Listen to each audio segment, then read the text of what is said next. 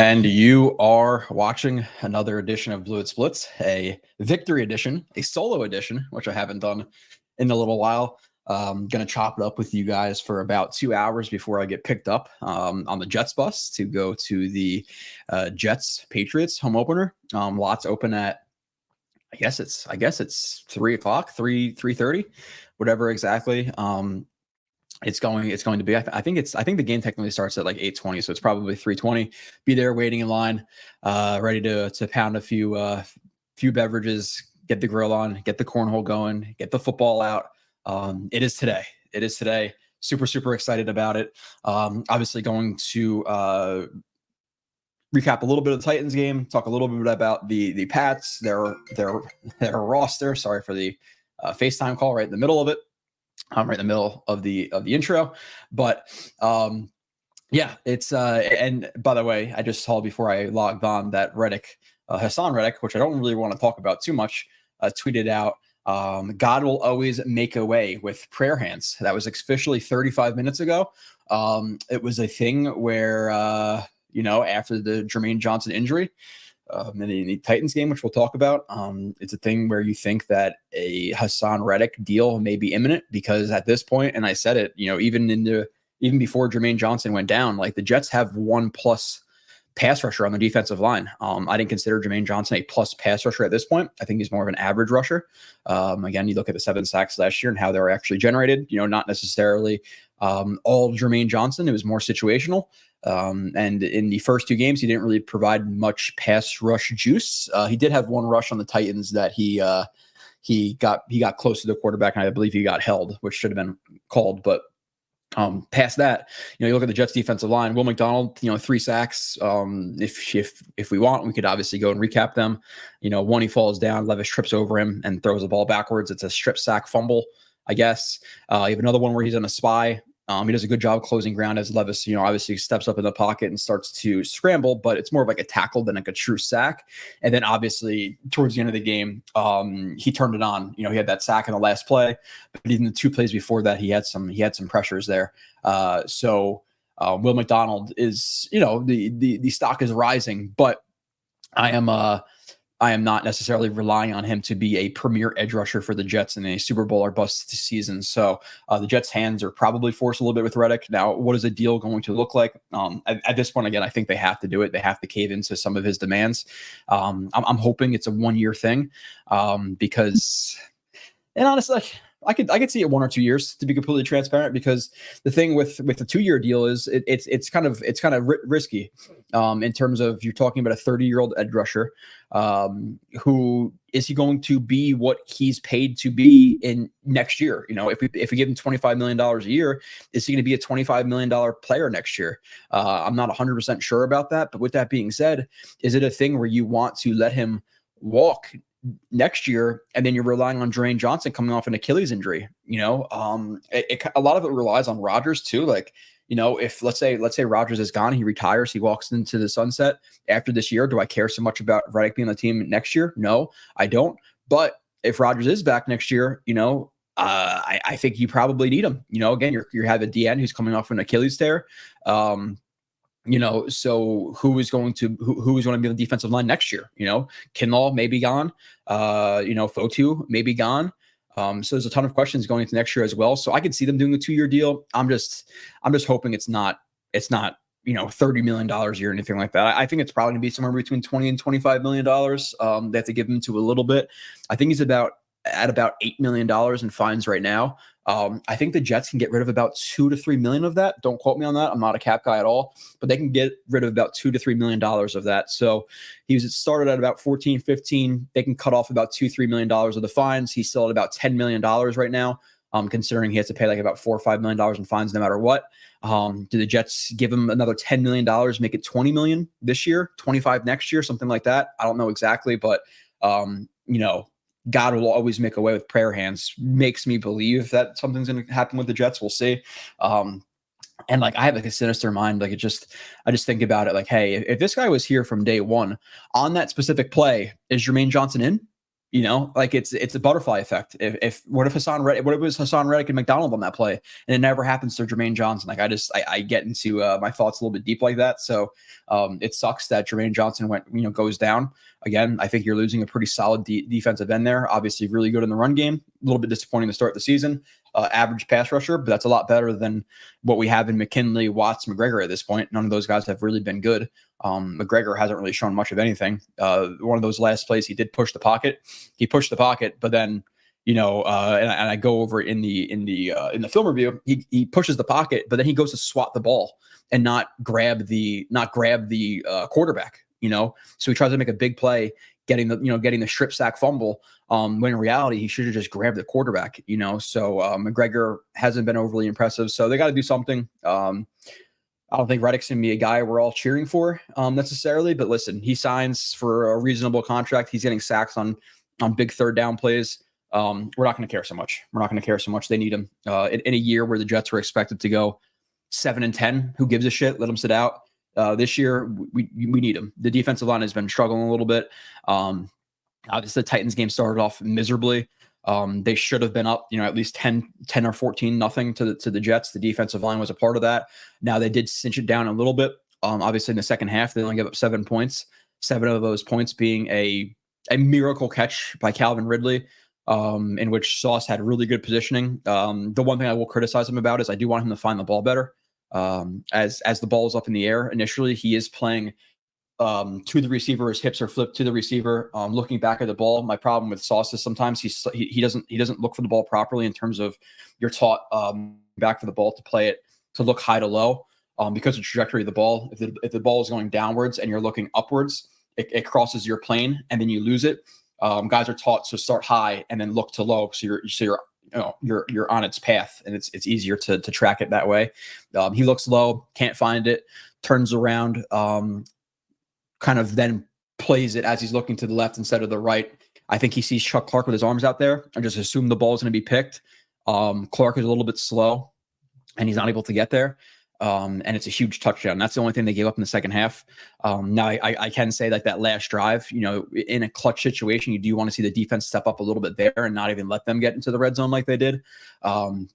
But yeah, so you do want to see the defense, obviously round out. You're talking about an offense that has been, relatively efficient. The run game has been struggling, specifically AVT. I would say sometimes Tippmann in the run game have been struggling a little bit. I do think AVT will round out. Obviously, he's coming off an Achilles tear himself, so it will take a little bit.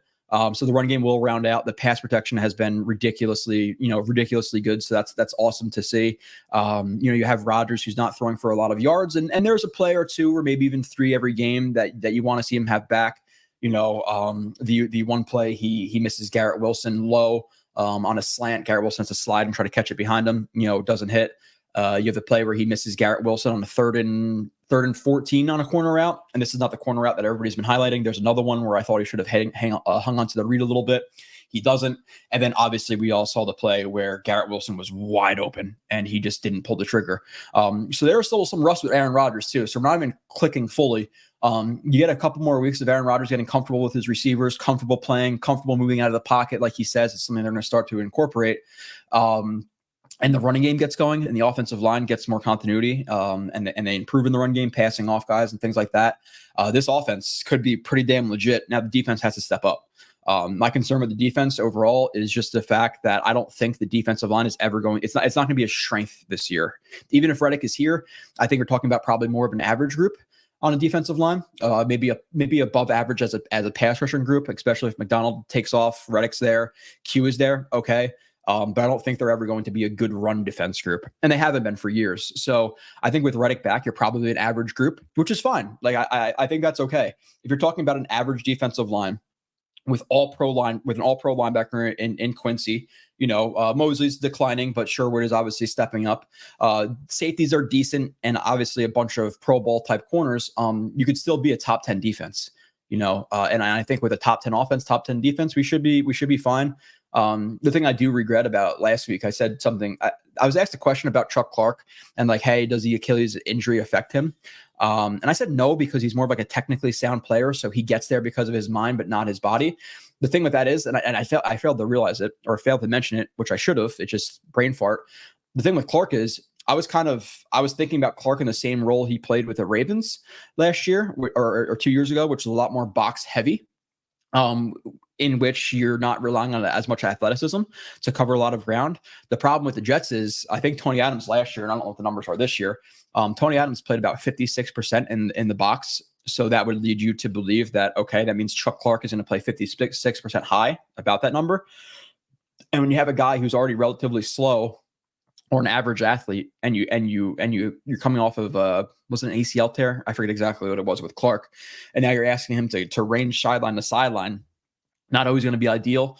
Clark did not have a good game. Obviously, he had the horse collar tackle. He had the unnecessary roughness, which Jets fans are always going to say, "Oh, it's a bullshit call. It's soft," which the NFL is soft. It's still a penalty. That was a penalty by him. The horse collar tackle wasn't great. He missed a tackle in the box. He failed to get over on that Calvin Ridley touchdown. Not a great game from him. Speaking of penalties too, did Jermaine Johnson play? I'm sorry. You're going to get the unbiased Jets opinions here. It's a penalty. You're talking about Jermaine Johnson's helmet making contact with Will Levis's face mask. He goes high. Sorry, it's a penalty. And I'm not that I like the penalty. I think it is soft. I wish the NFL was like it was 20 years ago. But that's not the point I'm making. The point is that if you target a quarterback high, they're gonna throw the flag. You touch their helmet, they're gonna throw the flag.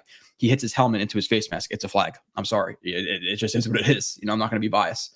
So said hello to some people in the chat. Again, we'll run through a little bit more of the game and stuff like that. And I can always pull up plays and whatever else. It's the benefit of doing it alone is I have some more time to kind of expand upon topics. So what's up, Christian? What is up, Blunted Vegas? I gotta be honest.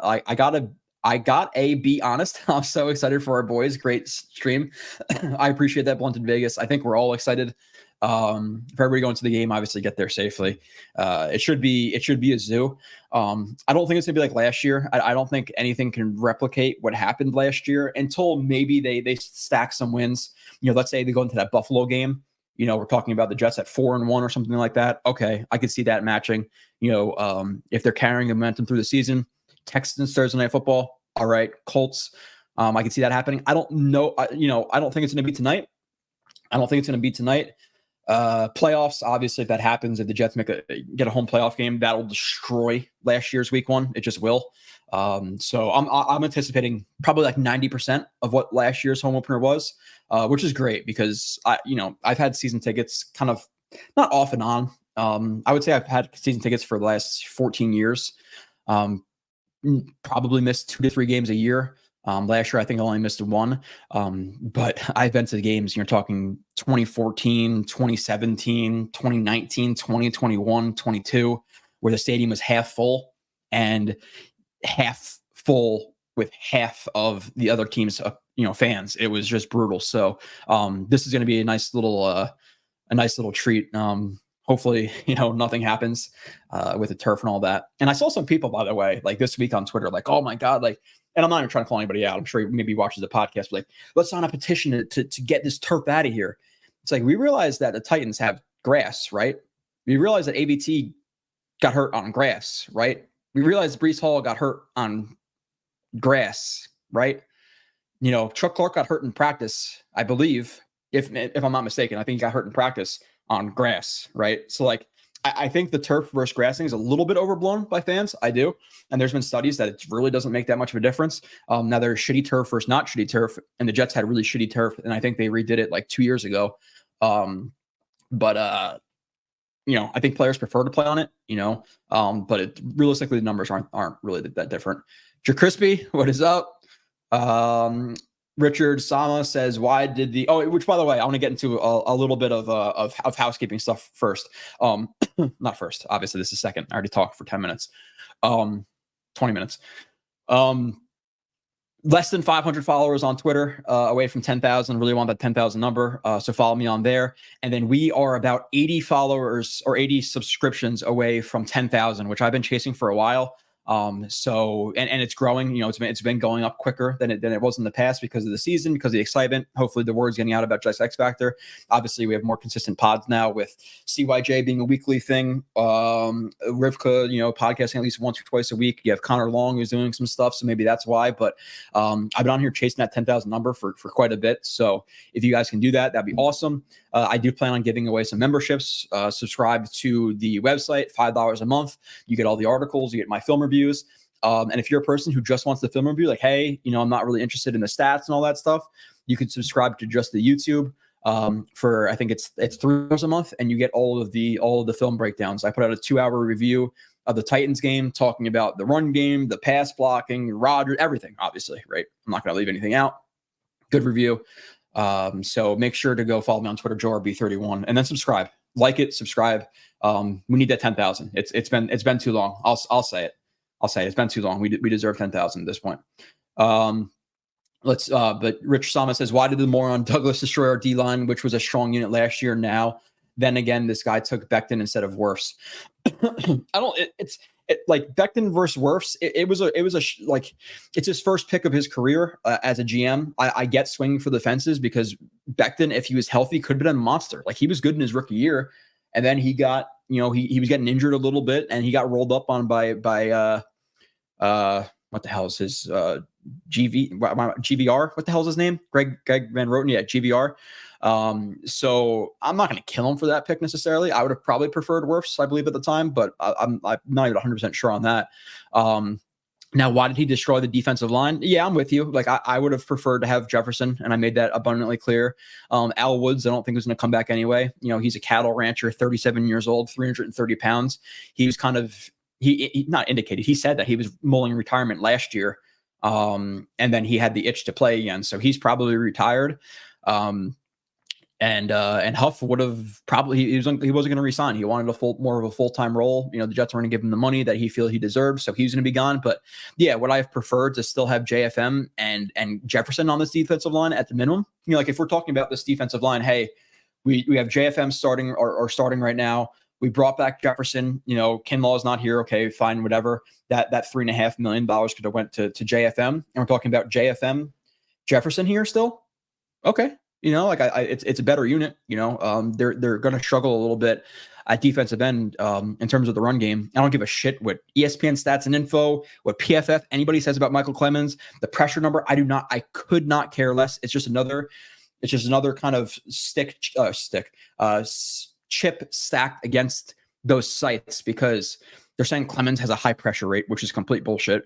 And then one of those, I think it was ESPN, said that the Jets had a good run defense in week 1, which we all know is bullshit. We watched them get gashed for like 5.6 yards per carry. How did they have us as a good run defense? So nonetheless, yeah, the Jets need help at defensive end in the run game as well. Maybe it's a thing where, like, hey, the Jets trade for Clowney. Like, that's a possibility. If Reddick doesn't sign, the Panthers are going to be, I would be surprised if they even get 3 wins this year. So you wait a couple of weeks, you trade for Clowney, get him on the squad, fine. Maybe you get 2 players. Maybe instead of Devontae and getting Reddick back, we pivot to the B options, and you get, I don't know, Clowney and Adam Thielen. I know Adam Thielen's Rodgers' boy, and he's still at least okay. Like, I'm taking Adam Thielen on a route over Allen Lazard at this point, even though the connection between Lazard and Rodgers is good, by the way, which we saw that on that 3rd and 6 play. 3rd and 6, you have Lazard in the slot. You have three DBs really high, and there's no linebacker to, like, take away the seam of Allen Lazard. Now, I don't know if Rodgers changed the play to Lazard, like, hey, run a quick seam and look for the ball, or if it was a thing where he was already running a seam. And he knew to look for the ball quickly, because you see Rodgers, like, look at the defense, look at Lazard, look at the defense, and he literally points to Lazard, and Lazard knows exactly what he's talking about. 3rd and 6, pitch and catch, first down. So we saw a lot of Rodgers' mind this game, which was obviously great. We saw that play. Hell of a throw to Garrett Wilson on the sideline. Garrett Wilson hit his shoulder pad, couldn't catch it, but that was a good throw. The impromptu route in that last drive for a touchdown to Garrett Wilson was awesome. Using his mind, just throwing that ball up there, letting Garrett Wilson adjust, which is so much harder said than done. You have the play where he, audibled for Brees. Brees asked for the ball against a linebacker. He threw it, a little bit of an underthrow from Rodgers. Ideally, he puts out another 2 or 3 yards and, vertically. Doesn't. Brees attacks it. Awesome play. And then obviously we know the play where, safety drops into the box. That would have been 3 versus 4 in terms of the offensive line. And then he switches it to the right and it's 3 versus 3. Braylon Allen runs in for a touchdown. Really good job. Really good job. We all dump on Hackett too, which for the most part, like, hey, it was definitely a little bit run passy at first. But you got to give him credit for some of those 2-back sets, pony sets. The one play for the touchdown to Braylon Allen, I broke it down. Brees Hall gets motioned out to the right. The motion out to the right takes out the linebacker out of the picture. He then pumps to the right. That makes a linebacker and I think a defensive lineman kind of get out of the picture as well because they fall for the pump. Throws it to Braylon Allen. You have a 3 blockers versus 2 defenders situation, and Braylon Allen just runs in pretty much for an easy touchdown. So really good job in terms of the mental side of Rodgers. And you're talking about 2 defenses. 49ers run defense is good. Obviously, the Titans run defense I think is gonna be good. I think the Titans overall are probably an underrated team. They're gonna struggle at quarterback, but the receivers are solid. Their running back duo is solid. Their defense I think is gonna be top 10 defense probably all year. With an offense that's still still gelling, a quarterback who hasn't played basically in 2 years, so we face some hard tests off the jump, and the Patriots are no different in terms of the defense. But I think this offense can start getting going. I think Geno threw for 300 something yards against the Pats.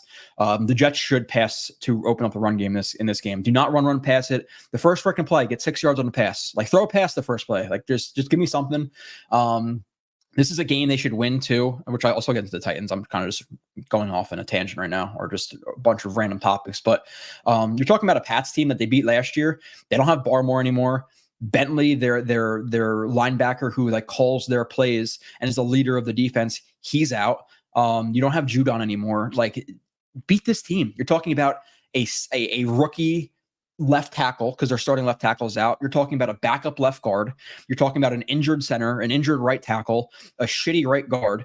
This team, minus Stevenson, who is a physical runner, and I think he's an underrated player in general in the NFL because it's so fantasy football focused nowadays. So it's Ramondre Stevenson's a 4th round pick or a 5th round pick. He's not a good player. It's okay, yeah, for fantasy because he didn't catch the ball, but as a runner, he's a good player.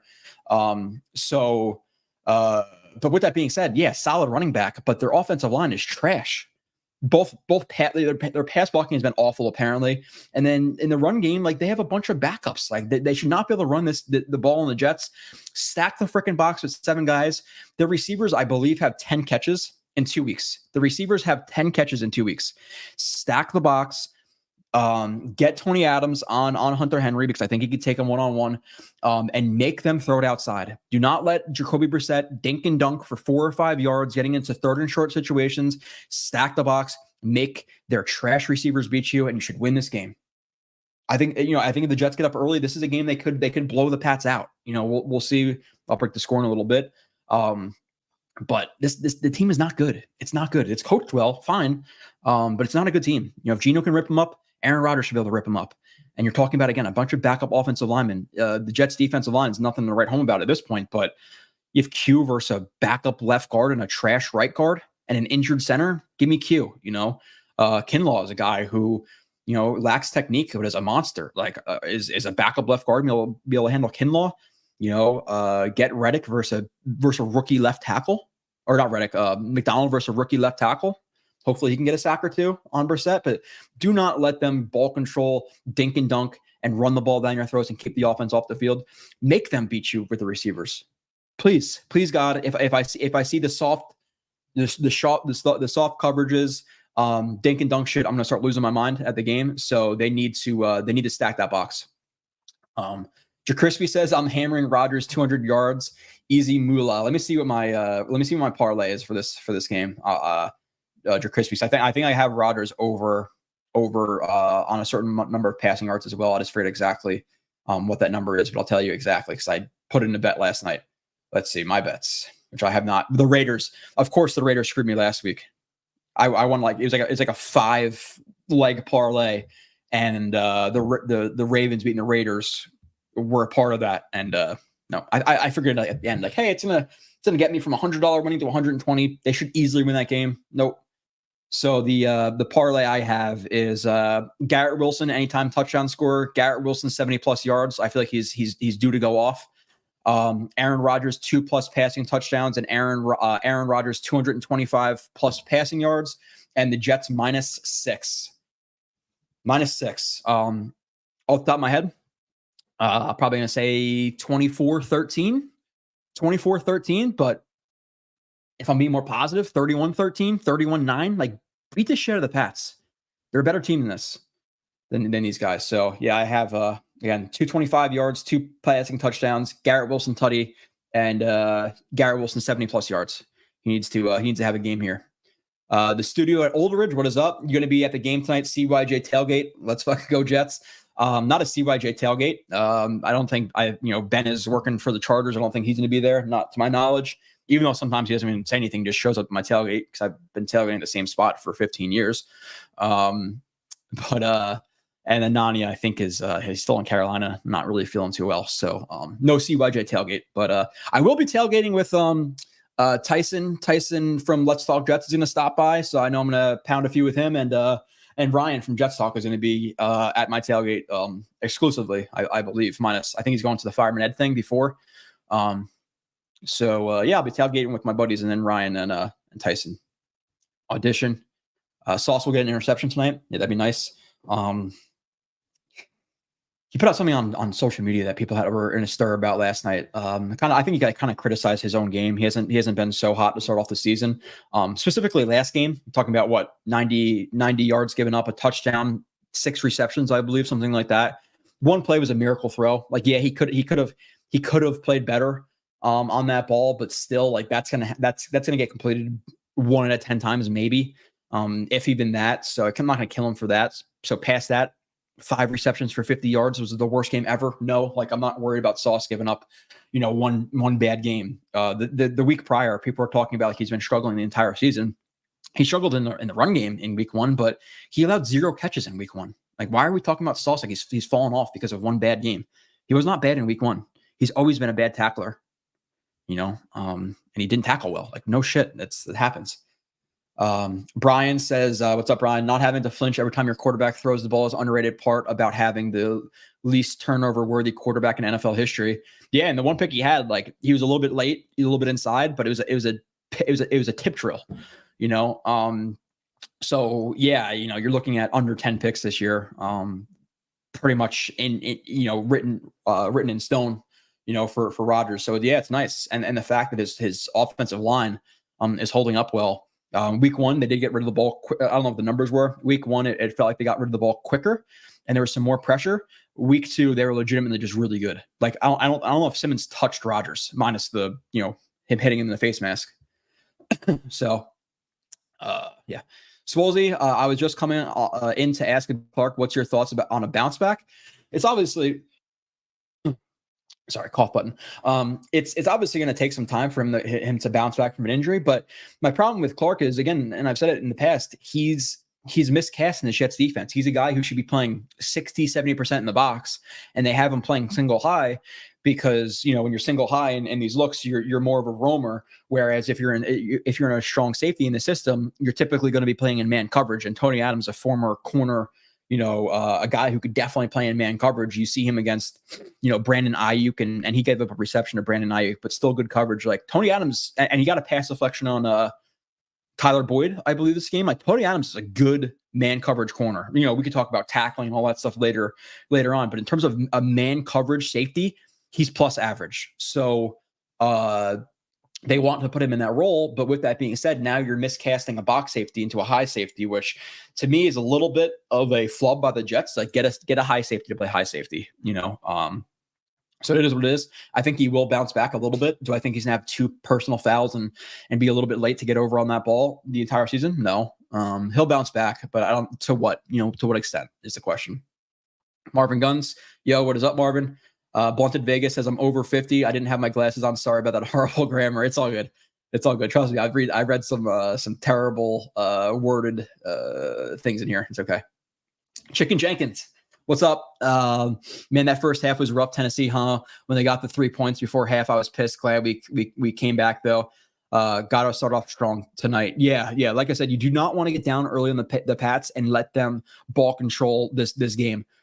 If you win that toss, receive the ball, receive the freaking ball, pass on first and second down, and pass down their throats, dude. Like at the end of the day, if Geno can throw for 300 yards against this offense, and obviously every week is not. It's not the same. Teams have bad weeks and stuff and shit like that. But look at the talent on the Pats. Like, let's see. Let's look at their depth chart. Tell me who you're terrified of on this Pats team.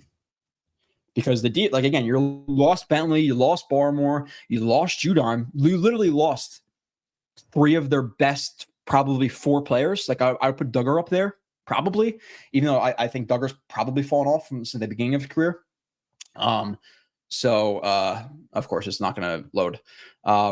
Talk about it, I guess, in a little bit. My depth chart is not loading, but they don't really have a lot of talent on the team. Like I'm not scared of anybody on their team. The only actually, okay, now it loaded.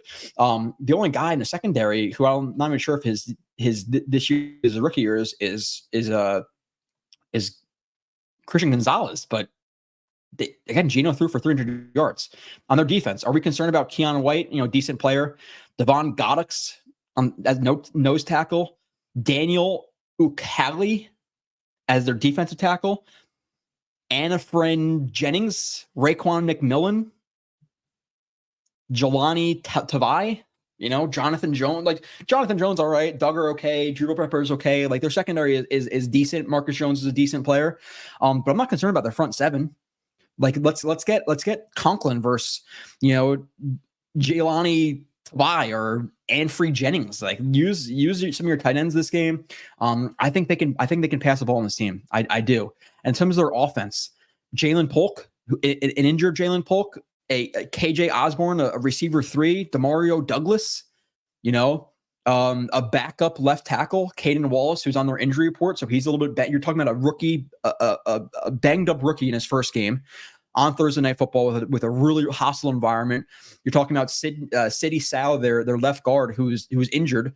They just signed Michael Jordan, the guard Michael Jordan, not the basketball player. Michael Jordan, like 4 days ago, and now he's starting at guard for them. David Andrews is a little bit banged up, but he's playing. Layden Robinson, their right guard, has been struggling, and he's injured. And Mike Owenu is an okay right tackle. Are we scared of that offensive line? Are we scared of the receivers? Are we scared of Hunter Henry? I'm not terrified. Like, yeah, Hunter Henry and Hooper are okay, but nothing to necessarily write home about. Jacoby Brissett, like, come on. The Jets got to win this game convincingly. Now, obviously, a win is a win. If they win 24-20, I'm not going to care. So, I'm not going to lose my crap. But this is a game. Like, make a statement. You got embarrassed on Monday Night Football. Make a statement back. We're not those Jets. We're not those Jets. So, yeah, I think this should be a game that they again, if the Pats are allowed to stay in the game, then it's going to be a ball control, boring game. But hopefully, it's not happening. Harold says, "What's up? Let's be physical and get a W. First 100-yard game for Brees and Garrett. Let's go." Yeah. Brees ran for 148 yards or whatever it was on them last time. Their run defense has been solid, but like they're a too high type of team. So if this offensive line starts rounding into form, I think our offensive line compared to the defensive line I just talked about, like run the fucking ball on these guys. Like, come on. Get the ground game going too. I don't think this defense is anything to write home about. They're well coached, but talent versus talent. Like at a certain point, yeah, obviously as the X's and O's, right? And that's why I got some shit on Twitter about the Niners run game. People are like, oh, they suck. Okay, wait until you see their scheme because they don't suck. So to a certain extent, yeah, obviously coaching matters, but like also on the opposite end of the spectrum, they suck. Their talent is awful. They're not a good team. Like just win, beat them up. Chicken Jenkins, you watching the game with Kyle tonight? No, I'm not watching the game with Kyle. I will be there for every single home game unless he's deciding to go and he just didn't tell me. Yeah, I'm at every home game minus the Texans game this year. I won't be at, but all the other home games I will be at. So with all the chatter about cover 2, are you seeing a big uptick? So I saw, so Harold, like transparently, I'm really not a big like Twitter guy anymore. I kind of just post and get out of there because Twitter is a cesspool. But I've been seeing the too high shell stuff, but too high shell could be quarters as well. So it's like quarters, cover 2, and I think the Pats are more of a cover 2 team. So it's a team who's not going to let you necessarily beat them beat them deep, but there's soft spots in two. Obviously the honey holes. Isolate their linebackers versus like, hey, I'm gonna take Conklin on a route or Brees on a route versus any of their linebackers. Like, dink and dunk them. I'm okay with that. Take some shots early. Open them up a little bit. Don't let them stack the box, which they can't versus Rodgers. They're a too high team anyway, so they're going to invite you to run the ball a little bit this game as well, and they should be able to run the ball in this team. I know the Pats have been a good run defense, but just look at the talent. I don't know, like how are they doing it? How are they doing it? Titans have turf now. Oh, do they? I thought they were grass. That's my bad. Nonetheless, Brees and ABT twice, 3 times on grass. Joe, odds is a blowout. I don't know, man. The line is 6. You're talking about Thursday Night Football, which is typically a little ugly. Divisional game. I would probably say lesser than not. Lesser than so. I don't know. Does that term even make sense? I would say that it's probably not a blowout, but I can see it. But I also see it at the same time. Like, if you get up early in this team and you force Jacoby Brissett to throw the ball versus these DBs, I could see, give me a fucking pick 6. Give me a touchdown in the first drive. Shut them down on the second drive. Another touchdown. 14-0. Jacoby Brissett's getting a little bit nervous. Oh shit! I got to throw to my shitty receivers and get a pick 6. I want to blow out so bad versus this team. So I'm hoping for it. Would I bank on it? No. I would. Like I said, 23-13, 23-16, 24-13. Like, I feel like it's probably gonna be right about there, but I'm hoping for 30, 38-9. Morning, Joe. I've officially let my beef with you go. All right, Joe. I think this is over the Thibodeau stuff, which is fine. Again, I was talking about the red flags that other people brought up, and I think you got mad about that, but it is what it is. You've been in here. We've been cordial. So welcome back. If you were it's not protesting. I guess you did protesting the show, not watching it, but welcome back, Joe. I'm not a terrible guy. Hoping for a 38-0 victory. Yeah. I'm going to see 12 personnel a lot in this game, and maybe a tight end touchdown. Maybe just give me Conklin getting involved. Like, and it makes me look bad. Like, Conklin's a better player than his stats show. And you're talking about what, 2 catches in 2 weeks. I don't like allergies or something. But give me the tight ends. Give me the tight ends versus these linebackers. Like, Conklin's a good receiving tight end. He is, and not only as a route runner, he had probably what 6-7 receiving touch or contested catch situations last year, and he caught all of them, minus the one on the deep sideline versus maybe the Texans, where he's out of bounds. Ridiculous catch. He's going to get his feet in bounds. Use Conklin, man. Conklin's a good player. And they had started to attack a little bit more in the middle of the field last week. We saw the scissors concept where he hit Mike Williams. Mike Williams decided to break a little bit slowly. Again, and if you guys don't subscribe, that's fine. Again, $3 a month just for the film reviews. If you want to get the whole site, I think it's $6 a month or $5 if you pay for the year right off the jump. $3 a month. Like, I break down the entire game, and even if not, the free portion is a part of Aaron Rodgers' review, and I break down the scissors concept. And Mike Williams is a little bit slow out of the break. Rodgers throws a missile with really good anticipation, and Mike Williams has to dive a little bit for it, even though I don't think he had to dive. Hits him in both of his hands, he drops it. So I think they attack the middle of the field. Mike Williams snaps one up last game. Mike Williams had a huge play you're talking about after that Garrett Wilson catch. 1st and 10, they pitch it. Tyler Conklin blows a block, even though realistically he actually had a pretty good game blocking to my recollection. 2nd and 16. How many times, 2nd and 16 from like the 45-yard line, wherever we were at, and how many times the Jets, and obviously it's different, right? Like Rodgers versus the shit we've had in the past, but like we're so used to, hey, 6 yards on 1st down, get into field goal range, get another 5 yards, 4th and 5, they kick a field goal, it's 2017, and then you hope the defense can hold. No, Rodgers threw that. I see Mike Williams in a one-on-one situation. The dude is minimum a top 5 contested catch guy in the NFL, minimum. Like the only, and I've said it on the film review, like the only guys I can think of who are like up there with him are probably Mike Evans and T. Higgins. I would probably put T. Higgins 1, Mike Williams 2, and probably Mike Evans 3. Maybe there's something else I'm forgetting in terms of contested catches, but he is an elite contested catcher. And again, it's very unorthodox how he catches the ball. It's not even always with perfect technique, but he's just one of those guys where he's done it so well for so long that you just expect him to make a play. Like, even if he is trapping the ball into his chest and all of that stuff, and he's not attacking the ball and all that, he just catches it. And I compare him to my buddy Vinny. Like, Vinny is the most, like, you look at him, you just look at him walk and run. He just looks so unathletic, but he's a great football player. He catches everything. Everything he shoots goes in. Like, he's just one of those guys, you know? Yeah, I think Michael Williams will start getting more involved over the middle, tight ends too. Like, just give me touchdowns. Give me 3 touchdowns, 4 touchdowns again. Give me 4 Aaron Rodgers touchdowns.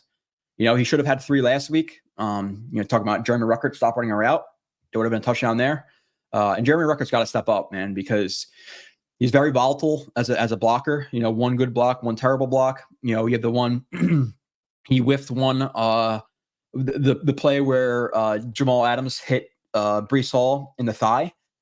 He missed that block. He actually missed 2 blocks on that play. So 2 times he missed it. Or 2 blocks in one play he missed.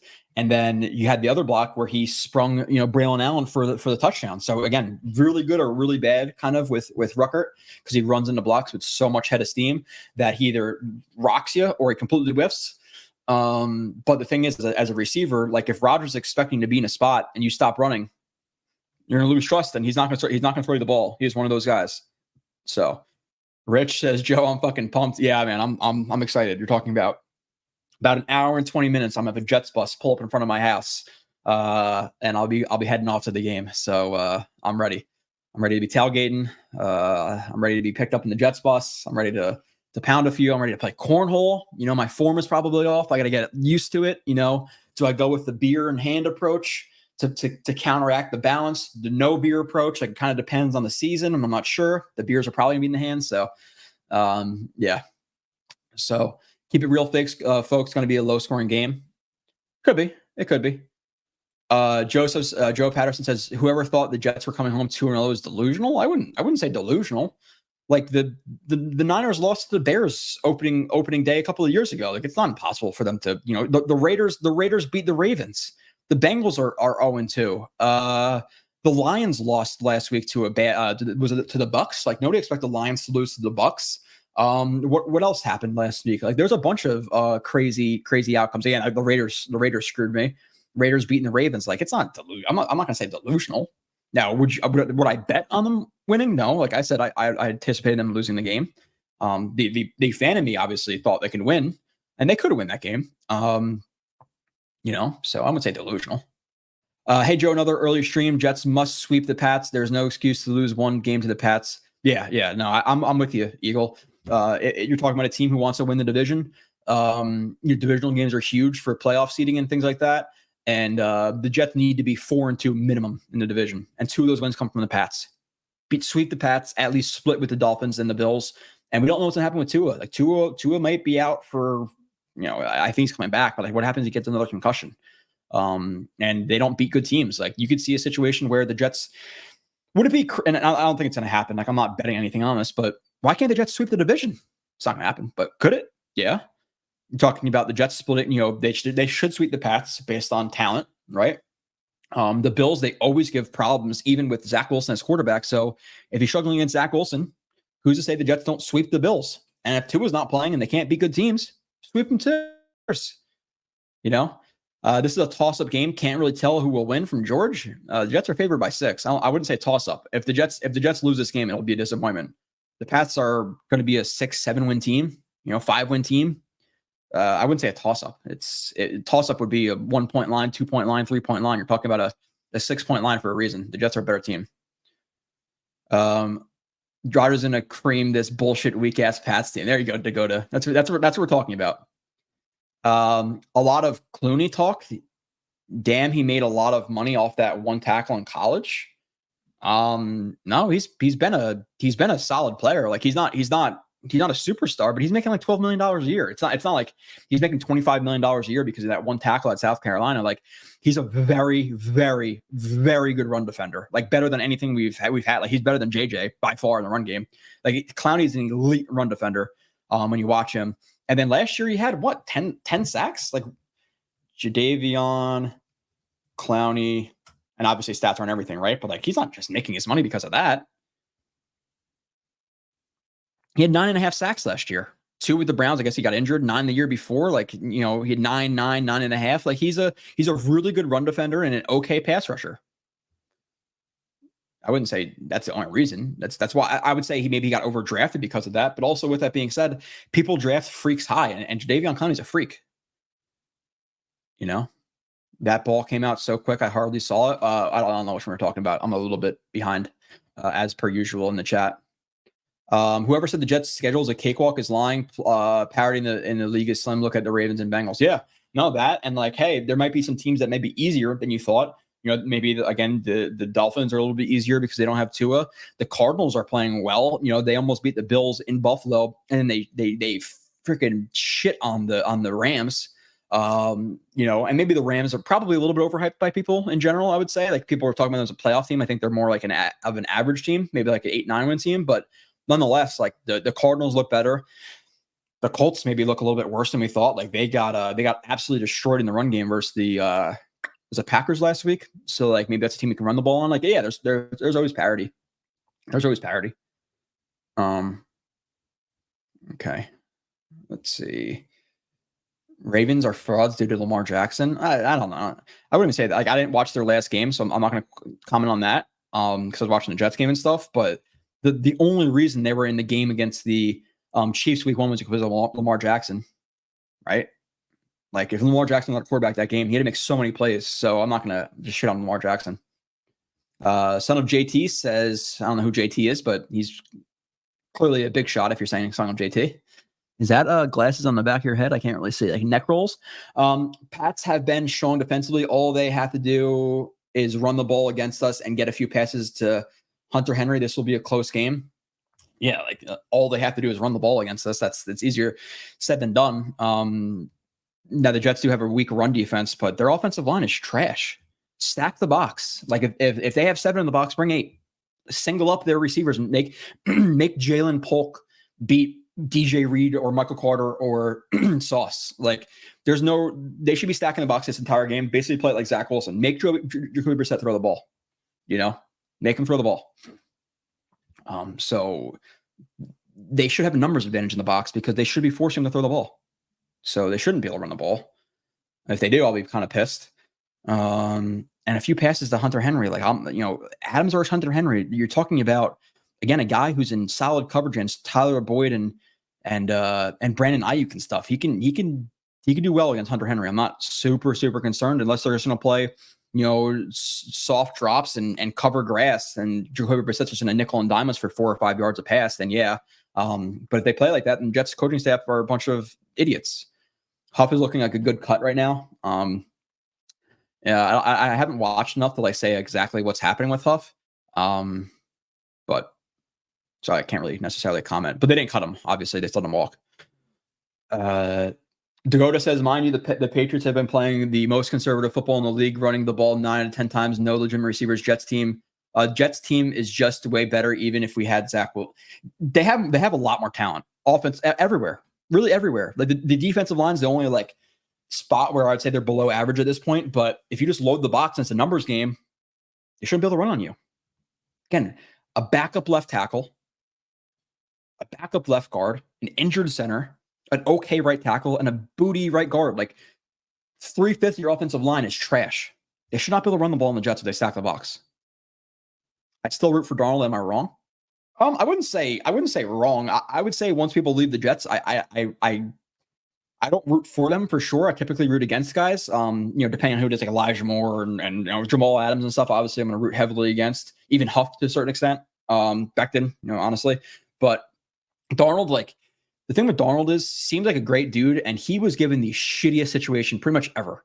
You're talking about having games with, I don't even know, I don't think not even Chad Hansen, but like Andre Roberts and guys off the streets as your starting receivers, with the worst coach in the NFL, with the worst offensive line in the NFL, with the worst running back group in the NFL. Like legitimately, the worst receivers. You're talking about Brashad Perryman as your number 1, Andre Roberts, whoever else was there, David Nelson or whatever it was.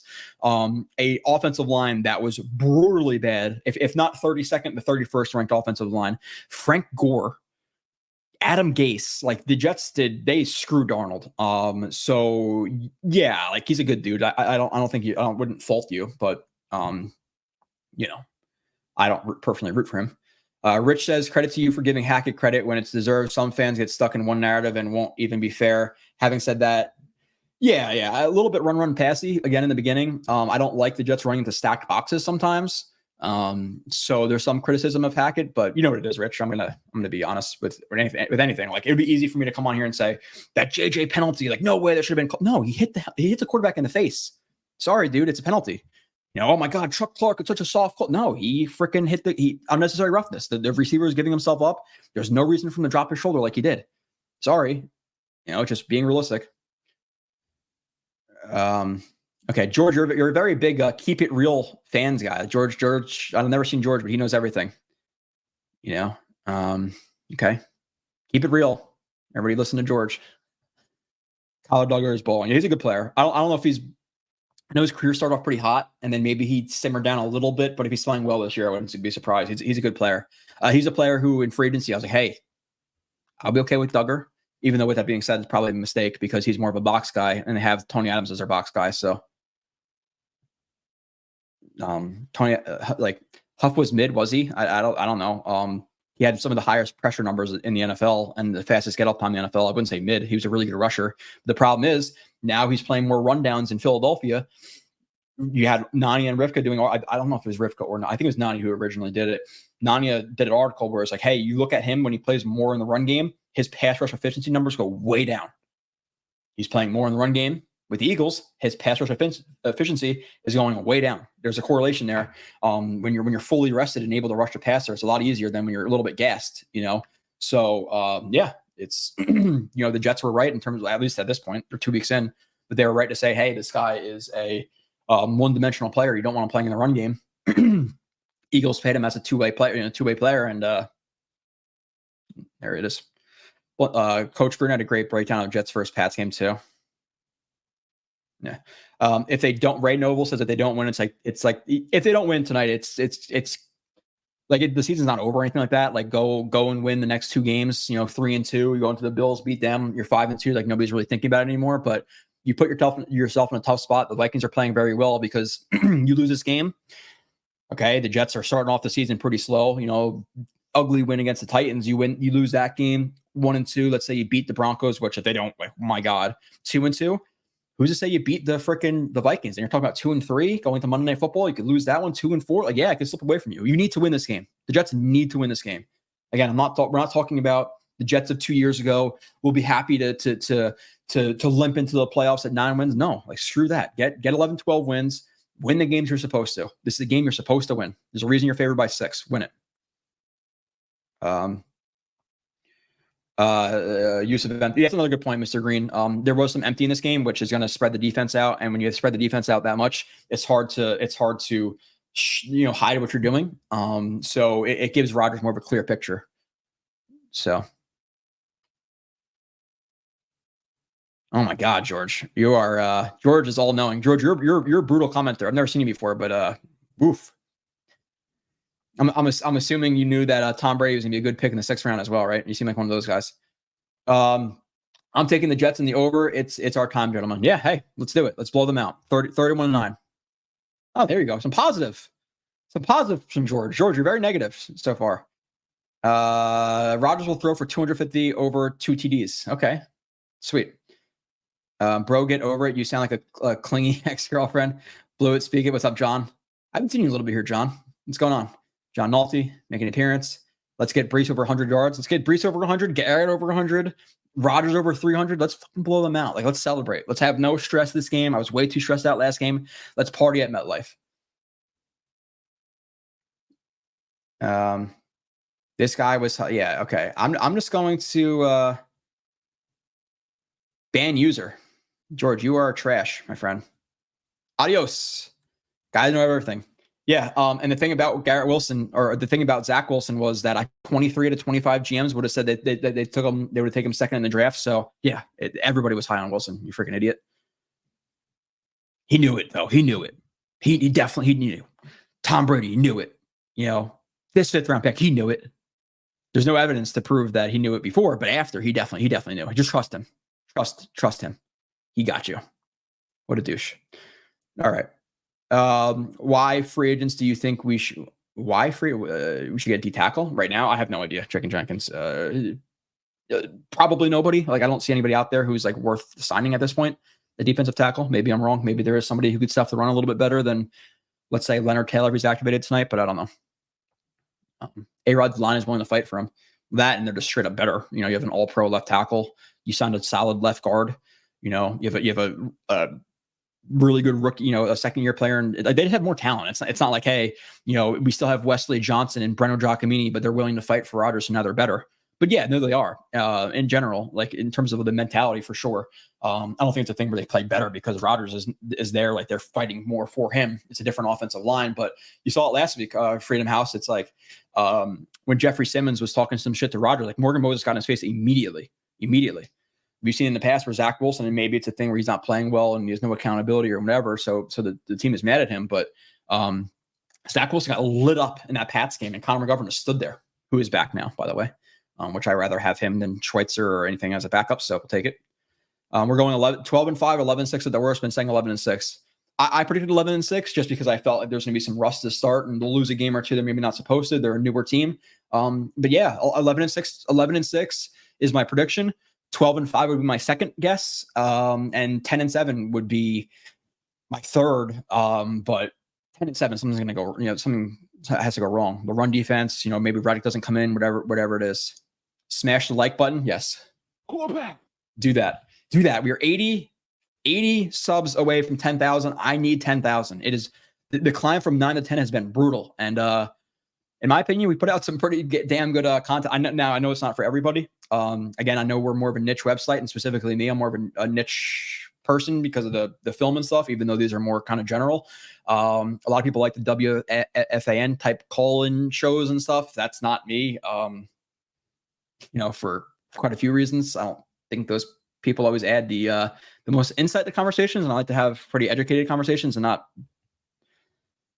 WFAN type calls, but that's just what we are. So yeah, I'd appreciate getting over 10K at the minimum though. Our niche people are diehard though. Like, our niche people are diehard. If you're watching 2-hour reviews and stuff and subscribing, but JetX is hey to blow smoke up our own ass, where I think we're number 1 or 2 in the world in Jets websites right now, and we're subscription based. So JetX is thriving for a reason. It's from you. So I appreciate every one of you who subscribes to this and to the website as well. Obviously, a lot of people are taking the Pats tonight. What is going on? I don't know. They're smoking crack. A lot of people taking the Pats tonight due to the fact they are our father. They own us for so. They are our father. Not anymore. Dakota. Pats receivers have 59 yards total. Is that the number? I know they've had 10. I believe it's 10 receptions over two games. Yeah, make them beat you. Again, KJ Osborne. Like, I don't know the other guys off the top of my head. That's why I'm only saying him, because I forget the other guys. KJ Osborne, Demario Douglas, Kayshawn Booty, Tyquan Thornton versus Sauce versus Reed versus Michael Carter. Stack the box. Stack it. Please stack it. Yeah. Okay. Going through the chat. At the docks with no headphones. All right, Kev, that's fine. Hey, just imagine what I'm talking about. You know, maybe like, I don't know if you guys have ever done this, or when you're a kid and really bored. Probably, well, the older people probably, not like the younger people who have 1,000 things going on at once. But I remember not having a phone, not having a laptop, not having video games, and turning on the TV, muting the screen, and then I'm the one person, my friend's the other person. You know, maybe you could do that. Maybe you could just kind of make believe what I'm talking about, Kev. I hope everything's going well at the doctors, and it's just a routine checkup. Nothing serious. Afternoon to Sluggo. Sherwood might be an upgrade over Mosley this week in coverage. In coverage, I would say yes. Run game, you know, still got to wait to see, right? Like, I'm not going to say that Mosley is suddenly a bad player. I think Mosley is still a solid linebacker. But is he losing a step? Undoubtedly. Like the first week against, and you know, there's some rust to week 1 for everybody. Mosley in that week 1, like there's some plays where he would lay, like, and let's say 2 years ago, he'd have laid out one of these Niner players on the sideline, and he's getting trucked. So like he's losing a little bit for sure. The thing is, he's under contract next year too. So, eek. Be safe. Have a great night. Yeah, safe maybe. Great night for sure. Now I'm getting live time texting.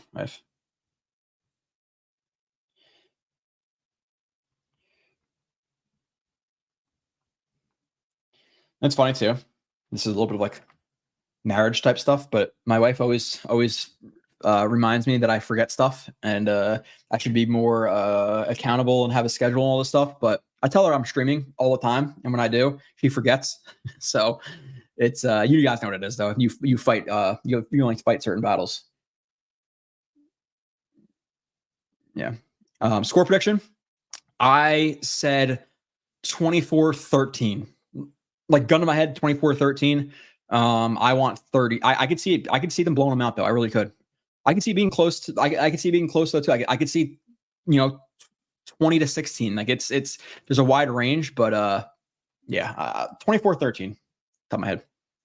John Sanders, beer always. Yeah. Beer always. Okay. What's your beer of choice, John Sanders? Are you drinking tonight? What's the beer of choice? I like a wide range of beers. I like wheat beer. I like Ambers, Paulaner. I like Spaten, which is a German beer. I think Paulaner is a German beer as well.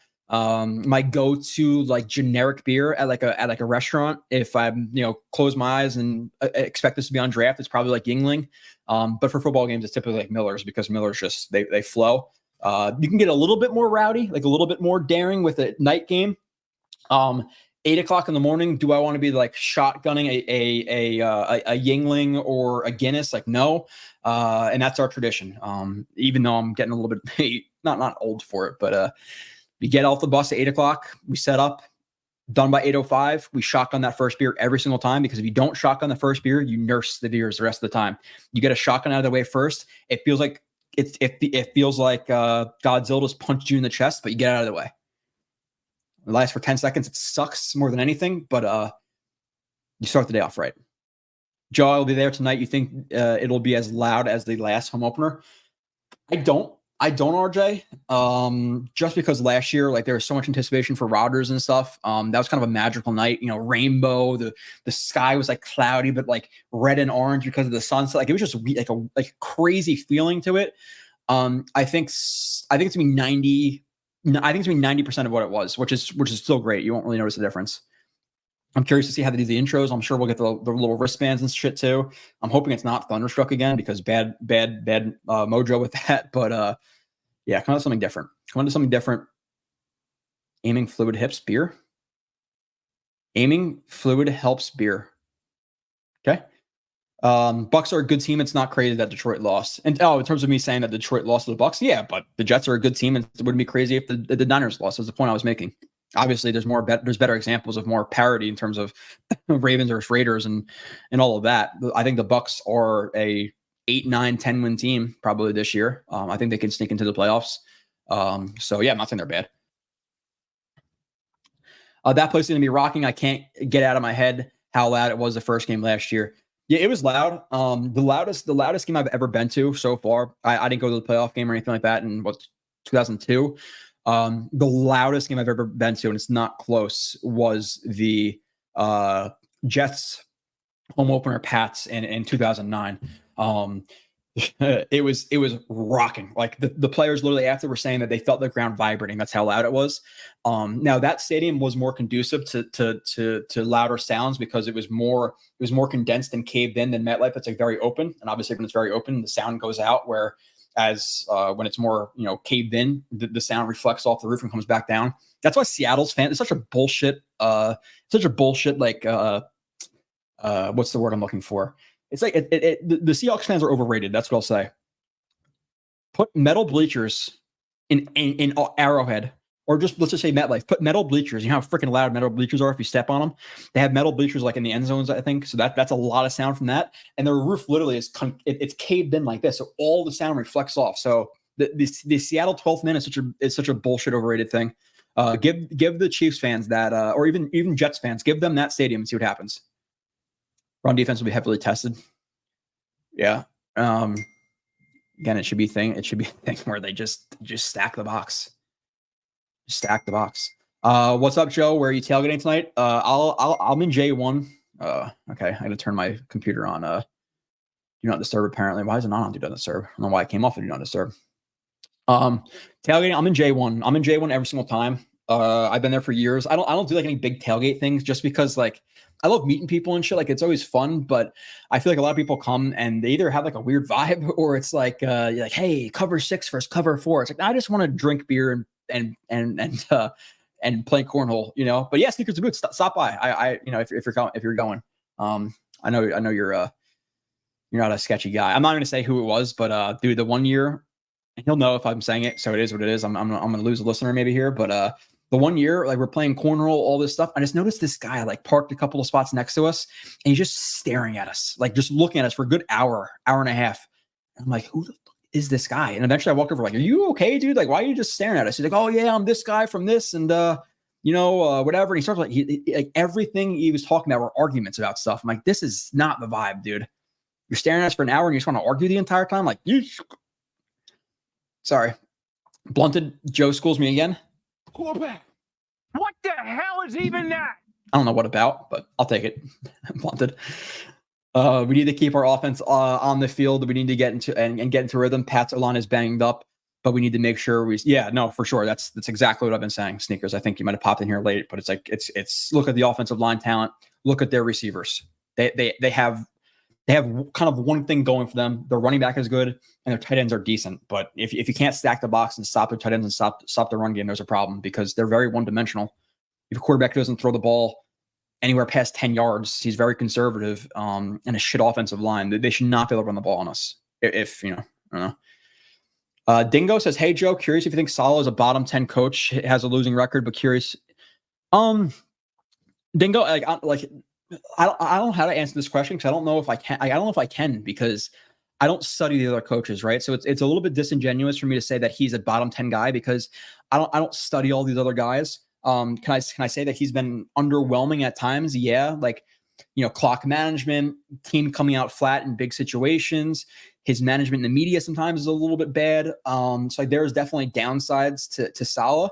But then also you have the development of Huff, you have the development of JFM, you have the development of Tony Adams, of Michael Carter, of a bunch of guys. So like there's some bad, there's obviously some really good. I would say is gun to my head, the 18th best head coach in the league.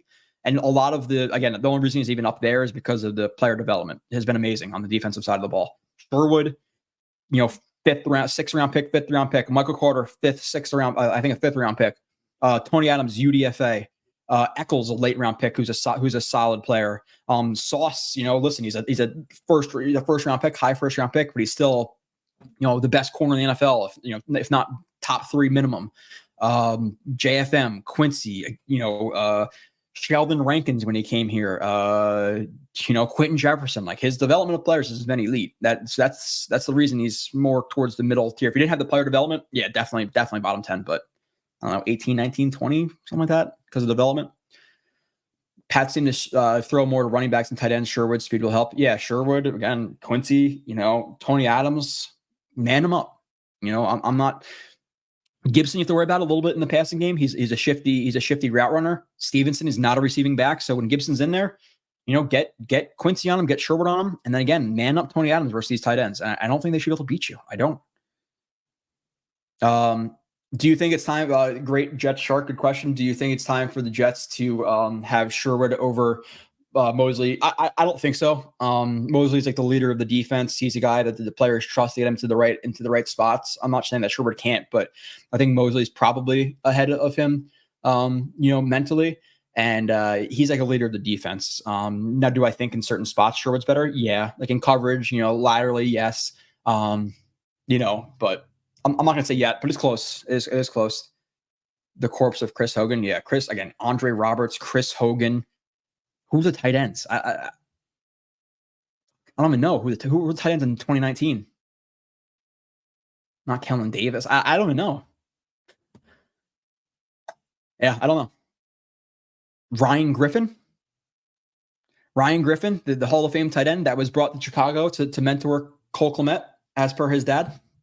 And I ran to Ryan Griffin's dad. He's like, yeah, they brought him here to mentor this young superstar tight end, Cole Kmet. I was like, oh yeah, really? Yeah. He probably just thought I was an idiot. Trenton Cannon. What the hell is even that? Darius Stewart. Are we going back and forth with some random mid-round Jets pick who suck? Darius Stewart, Jeremiah George, Brandon Dixon. I have quite a few from those few years with Isaac. There's a chance Donald could be back soon to the Jets. Can you imagine? What do you think of the Jets pony package, 2 running backs? I think it's good. Listen, I'd rather have Braylon Allen on the field than Xavier Gibson at this point. So yeah, if they're gonna go a little bit heavier, 21, stuff like that, I'm cool with it. Braylon Allen's he's a truck, and obviously Brees is a guy who you have to worry about in the passing game. So it adds some different dimensions to this Jets offense. Like they can both pass catch and they can both run the ball. Braylon Allen, coming out of college, I said it, like he's an underrated pass catcher. And we haven't really seen that so much yet, but we could. So again, I'm sorry that the freaking I don't know what I suck with technology. I don't know how to turn my thing off right now. Oh, there it is. Do not disturb. Thank you. I'm getting a bunch of texts like, a bunch of my friends, let's go Mets, let's go Jets. Mets rolling right now. A couple of big series against obviously we got Phillies, Brewers, Nationals. No, Nationals. I forget who the other team is. Yeah, Nationals, right? No, they just play the Nationals. They're playing the damn it, I forget. What are the odds, if any, would you give Reddick for Huff trade back switch? What odds, if any, would you give? So are you talking about the odds? Probably very low, because they just gave Huff a contract so that they'd be on the hook for like a lot of the guaranteed money and all that shit. So I severely doubt it. If you tell me right now you could trade Huff for Reddick, yeah, sign me up. Sign me up. Give me my 3rd round pick back though. Yeah, I would do it. I'm completely fine with that. Now, I think Reddick's a better overall player than Huff, but you're talking about having a guy for 3 years versus maybe 1. Again, the thing I talked about, and I don't think you were here unless you weren't commenting sneakers to boots, but it's like the thing with Reddick is, and he just did the, something about God and praying emoji. So I think he may be in contact with the Jets now, but it's a thing where like, do you want to sign Reddick for 2 years at this point? Because obviously he wants a longer term contract. It makes him happier. He's gonna get a good amount of money through those 2 years. The risk is he's 29, 30 years old. So is he gonna be the same player this year or even next year that he was in the past? You're unsure. But the problem is going into next year, let's say Reddick doesn't exist. Let's say Will McDonald gets 7-8 sacks and he's a solid player, but we're still kind of questioning it. Is McDonald JJ enough next year as your starting DNs and potentially another Super Bowl or bust year? If Rodgers comes back and they don't win it this year, like maybe you want Reddick on the team next year as well. So I'm really interested to see what happens. I do think he's going to get a contract though after this JJ thing. You have to give in. Like at this point, I know it's like a pride thing and all this shit. It's kind of stupid by both sides, but I'd rather have some egg in my face with a deep playoff run or Super Bowl than just say, hey, I'm gonna die on this hill and have a bad defensive end group. Transparently, McDonald, Clemens, McKinley, McGregor. You're talking about a bottom 5 DN group in the NFL right now. I'm just being real. It's not good at all. Even McDonald's a good pass rusher. He's nothing in the run game at this point. So we need to add a stud there. AR 17 for 27, 242. That gets my over 225 bet and the 2 tutties. Great. I'll take that, Papa Yeti. You use Papa Yeti, right? You change it to just Yeti. Yeah, I'll take that. Sign me up. Sign me up for that. And all I need there is one of those touchdowns to be to Garrett Wilson. And I need Garrett Wilson to have over 75 yards and the Jets to win by 7 or more. And we're talking about me having some nice money in my pocket. I don't time out or boot people unless I'm told. Sorry, Joe. No, it's okay. I could do it myself. I'm a big boy. Gruden mentioned Quentin Williams multiple times, our new D lineman. We have another one? Quentin Williams? Who is he? What are his strengths and weaknesses? No skills. Tell me. Quentin Williams. We need one. We need Two douches here. We need the douches here. Block all douches, Joe. I don't block a lot of people, but when you're just going to be like, I knew this, Joe said that. Like, okay, well, why don't you talk about the things I was right about, George? Because I know Rich has my back up with some of the things I've been right about pretty early on. People were saying JT Latham was a second round pick. I'm like, he's going to get drafted higher than that. And he was a second tackle off the board. People rank him as like tackle 4, 5, 6. Like, crazy. And he played pretty well versus the Jets, by the way. If we had a 2-touchdown lead. Yeah, I would say 2-score lead, honestly, Sluggo. Give me 10 points. The Pats are going to be in trouble. We're going to have to throw the ball. And at that point, that's when the Jets ball control it. You ball control it, you take time off the clock. Don't try to be throwing and all that stuff when you're up by 2 scores. But my prediction on Cool Your Jets was 38-10 Jets. Your prediction on Cool Your, a tweet or something like that? 30-10. Oh my God. Yeah, Rich, we deserve it. I will be very happy in the stream. And I have a whole 10 days to do a review. This week I was expedited. Like I had Tuesday, Wednesday, while raising a child with my wife at work and trying to do film reviews, streams and film shows. It was crazy. Do you think ABT will stop whiffing so much on the run blocks? He seemed to get better as the Titans game went on.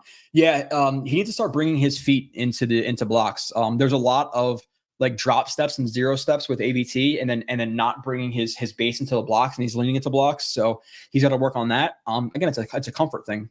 Now it could be an explosion thing too. I'll lean more towards the side of positivity and say it's a comfort thing.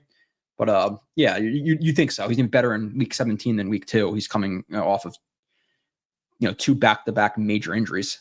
Oh shit, Blue got a soundboard. I did. I got a soundboard. I got a little sign behind me. The little Jets helmet. I try to upgrade a little bit. Here. Are you watching this game scared for Rodgers and I'm scared for Rodgers every time he gets hit. That's just the reality of a Jets fan. We haven't had a quarterback like him ever. Really, like legitimately ever. I'm always concerned. There's always that dark part of my mind that every time he gets tackled, I think he tore something. What's on tap of the tailgate? Millers, not Coors. I would say our tailgates are typically actually Millers, PBR, and then you have the people with like the Trulies and the shit, and then we'll always bring like some Tito's or some what's that peanut butter whiskey Screwball. The one guy always brings Screwball, which is way too easy to drink, way too easy. You could literally step on that and like not make a face. Not that everybody does. It is funny when like people talk about like hard alcohol, and maybe there is people who actually enjoy it. Does anybody actually enjoy like whiskey? Like you could stand it, but nobody's like, ooh, yeah, whiskey. Like I want that for breakfast. Like realistically, people don't. There's nobody who enjoys it, right? Like it's just bearable. Like I would never like let's say whiskey did not get you drunk. Would you ever just drink whiskey for the fun of it? No. Like if chocolate milk can get me drunk, I would be slamming chocolate milk. The only reason I'm drinking whiskey is to get drunk. Like I'm not drinking it for the taste of it. Does anybody really like it? I don't think so. I doubt that severely. Beer, okay, you could like beer. There's some beers like, ooh, this is really good. I get that, but like hard alcohol, it's what you can stand the best in my opinion. There's no way it's like, yeah, delicious. I'm gonna drink this with my pork or leg and cheese. Like no, give me some chocolate milk that gets me drunk. That's what I'm looking for.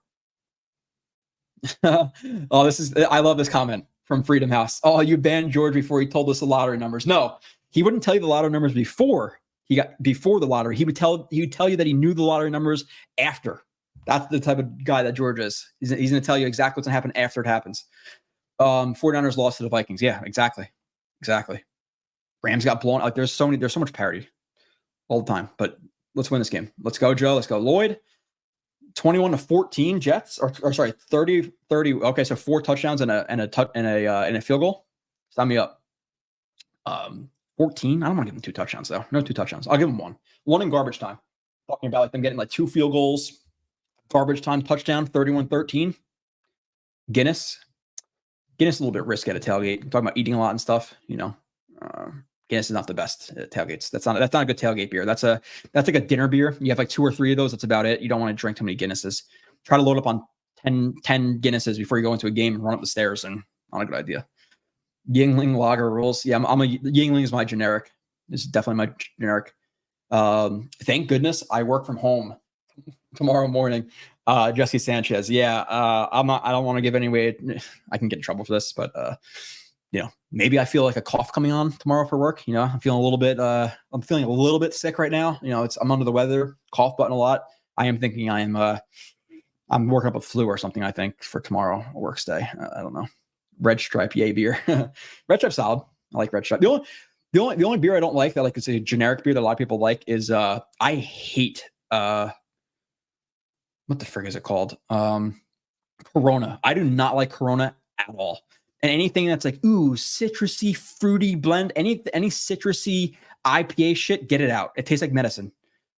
Corona and any citrusy, hoppy type shitty beers, micro brew, cranberry, raspberry, amber. I was like, oh God, terrific or terrible. Tan beer. Let's see, 35.7. All right, yeah, let's go. I need that. I need that. I need to just celebrate today, and not be stressed out at all. Did he like to play cornhole?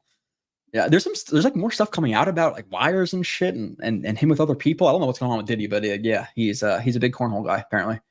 One of the best. I hope Jamal Adams on the P. Diddy videos. I still hate that guy. Yeah, he's a douche too. Diddy was the king of cornholers. All right. Definitely gonna try to spot by Joe. Love cornhole. Spot? What, like stop by or park? What are you talking about? Yeah, man. I know I think I've seen you on both streams, like when I've been on there. I know you're a Let's Talk Jets guy. I know that for sure. You're probably on Ryan's as well. So yeah, if you come, they'll be there at a certain point. I think Ryan's gonna be there around 4. I think Tyson's like he's tailgating somewhere else first and then coming to me second, which I told him it's a good idea. Like I don't think he should come to my tailgate first and then go to another one because we get after a little bit. So he doesn't want to walk over to the other tailgate like that. But Tyson's gonna start somewhere else and finish with us. So I don't know what time. And sometimes it happens where like you lose track of time and it's like shit at 7:00. So I think Tyson will come over at some point, but we'll see how late. Okay, let's keep the fourth turning is here. That means worried Brissett gets crazy scrambles like Levis last week. How do you think our D line finished the pressures we create? Yeah, that's a part of it, right? We need to stop swatting at the ball. Brady McGregor.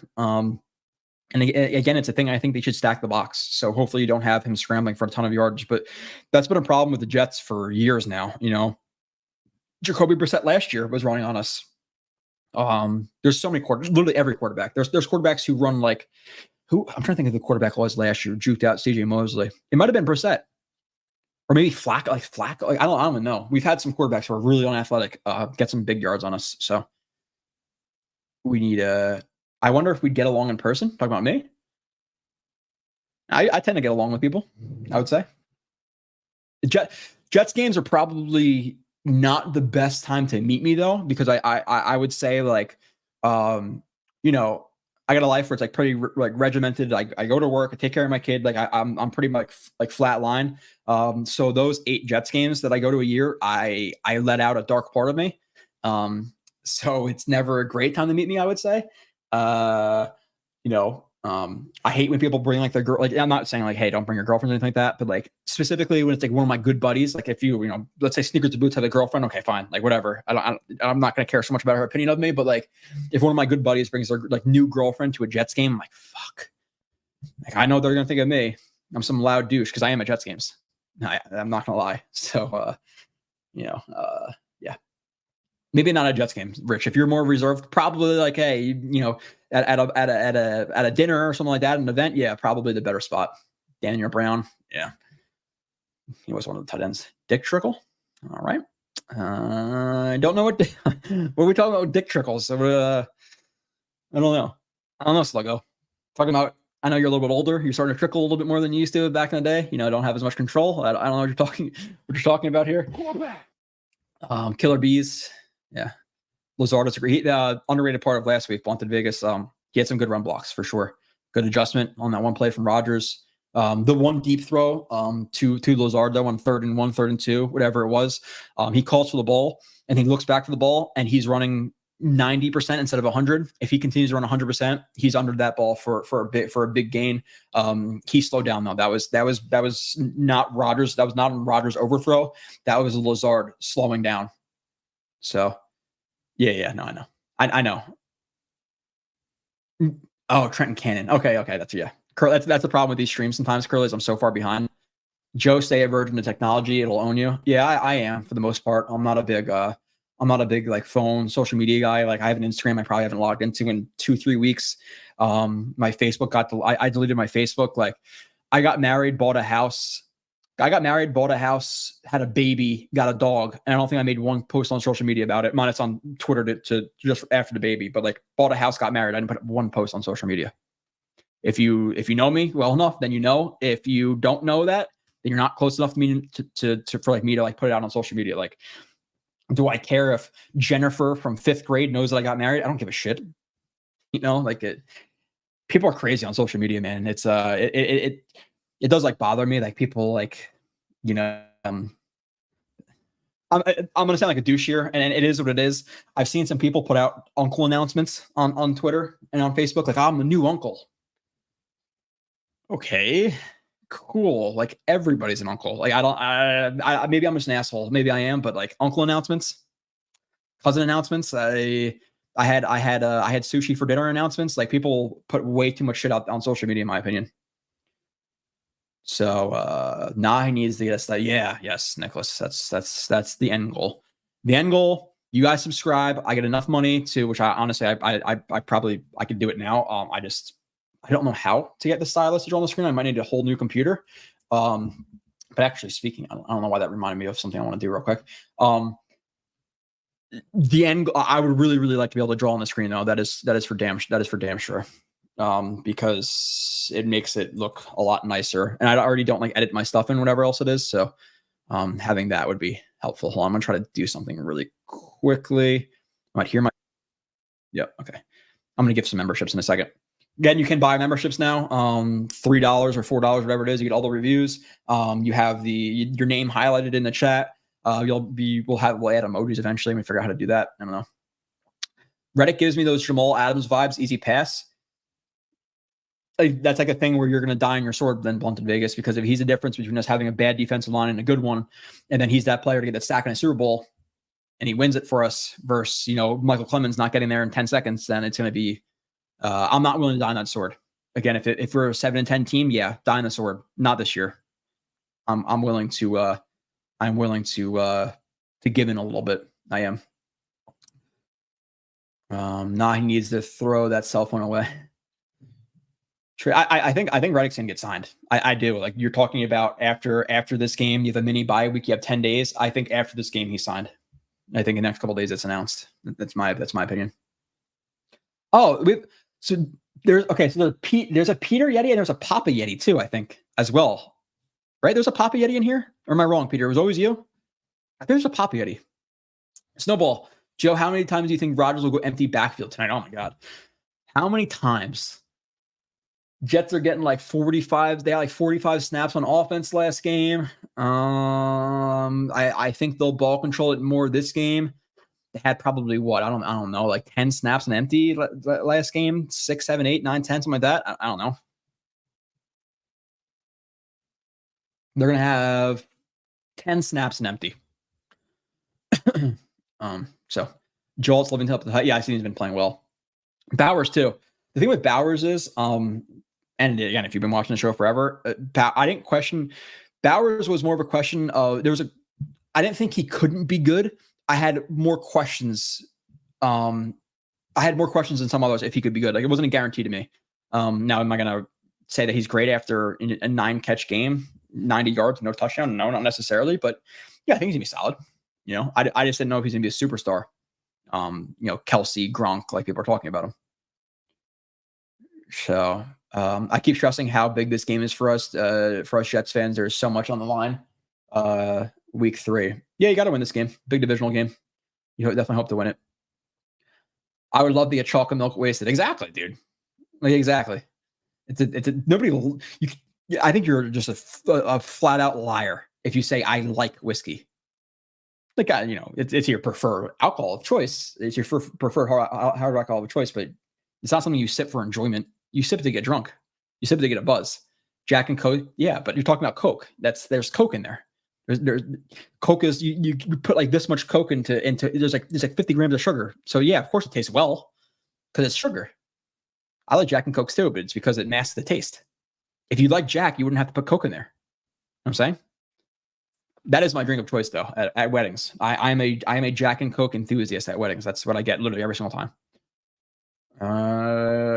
Okay, let's see. Mr. Green Gaines. I got about 25 minutes left. If the chat's going to hold up, which I think you guys will, keep throwing some stuff into here, and we will keep going. I'm getting picked up about 1:40, so got about 25 minutes. Got to put on the jersey, all that stuff. Get ready.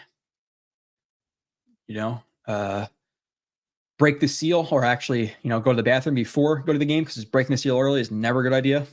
Belichick's last game was a loss to the Jets. I want Mayo's first game versus the Jets to be a soul-stealing, season-crushing ass whipping. Yes.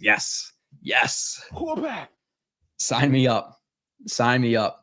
31-13 Jets. Yeah, I said 24-13. That's my final score prediction. But 31. I was leaning towards 31-13, but in trying to be more, I'm not saying you're not realistic, but trying to be more accurate, I said 24-13 Jets. And one of those is a garbage time touchdown. The Harbaughl's A5E football for breakfast as kids. Don't know. I don't know what you're talking about, Sluggo. I'm not on the same page. I think probably, you have a few years on me, so maybe I'm just obviously out of the loop on that one. Miller's is easily the best. Yes. I'm with you. That's why we have it. No sick incentive check on your job, Joe. What exactly do you mean, Curly? We have a certain amount of sick days. Like we have, for my work, we get 3 personal days a year, which you could take off really any day minus some holidays and stuff with personal days, as long as you put it in, I think 48 hours before. You cannot get denied. We have 3 of those a year. I have 12 vacation days, and I think it's 15 sick days that roll over every year. And then my vacation days keep going up as I go farther into my career. But sick or no sick incentive check. Yeah, I don't know what you mean necessarily, but I can take off sick and I'm still getting paid. You're just throwing out a bunch of scores here. 35-7. I like that one more than the other one because it's more of a blowout. So Blunted Vegas here, switching accounts and subbing to help you. Yes. Johnny Farina. That's your name? Johnny Farina. All right, Johnny. I appreciate you, Blunted Vegas. That's awesome. That is fantastic. And because you're doing that, this is what I'm gonna do.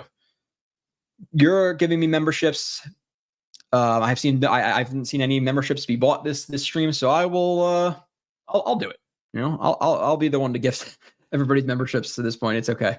At a certain point, I know we'll get the emojis and stuff, and that's what people like, the little emojis. We'll do that eventually, but once this loads, I'm gonna throw some memberships out there.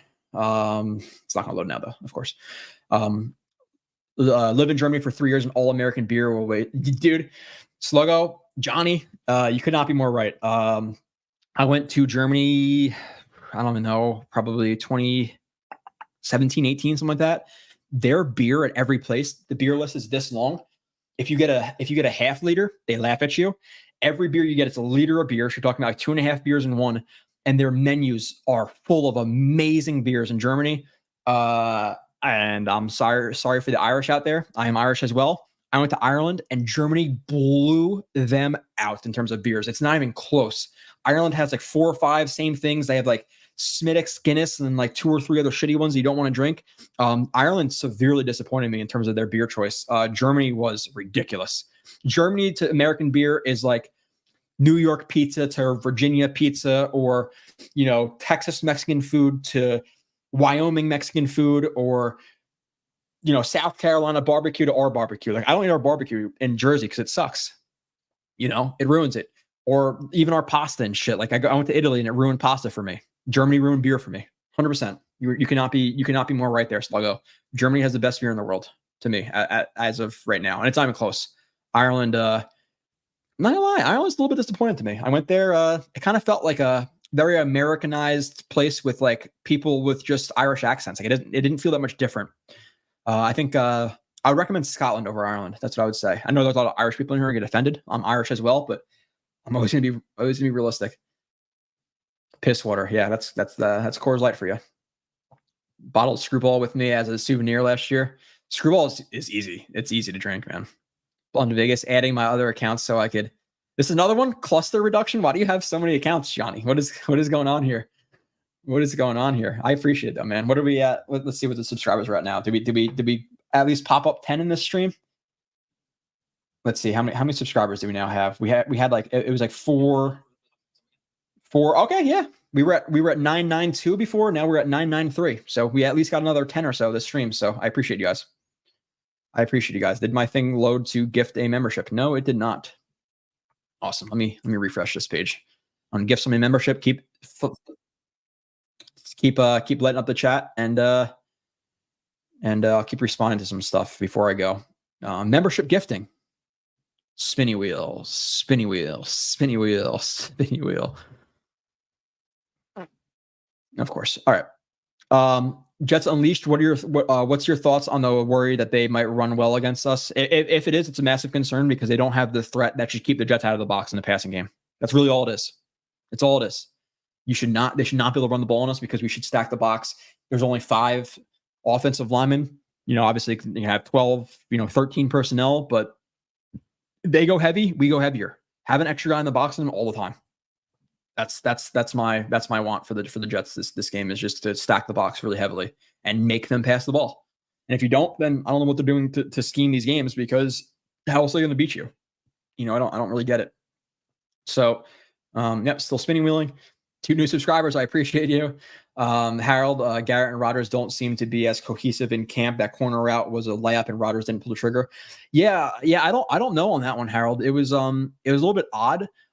Garrett Wilson's got to step his game up though a little bit as well. I'll be real here. Like, there are some third downs where he's getting locked down. My thing is, and it was similar to what my concern was with him again, he's still top 10 receiver, top 15. We've been a little bit disappointed, I would say, as fans probably.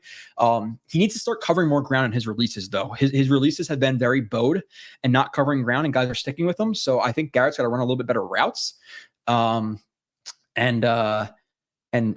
past that, obviously he's gonna get some extra attention. But I think Garrett can up his game too. Like, he had a ball last week, hard ball to catch, but it hit him in the shoulder pad and he didn't catch it. So I want to see him step up a little bit as well. Like, Garrett's got to, he's also got to improve a little bit.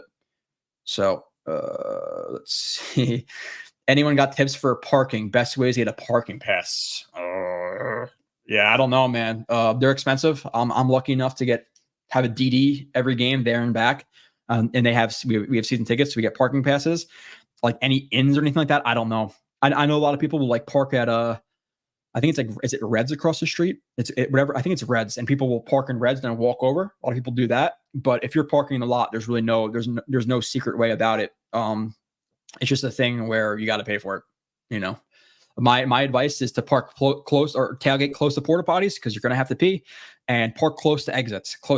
Park close to the turnpike, so you're not waiting in so much lines, because getting out is ass. Typically what me and my buddies do is we come out after the game, we pull the grill back out, we make a burger or two, we throw the football around, we talk shit to the Patriots fans who are leaving, we wait for traffic to clear it for 45 minutes to an hour, because we're sitting in 45 minutes of an hour of traffic anyway, and then we leave. I don't leave right after. It's almost pointless, because if you leave an hour before me, you might 15 minutes, and it's not worth the stress of that. It's not worth the stress of that.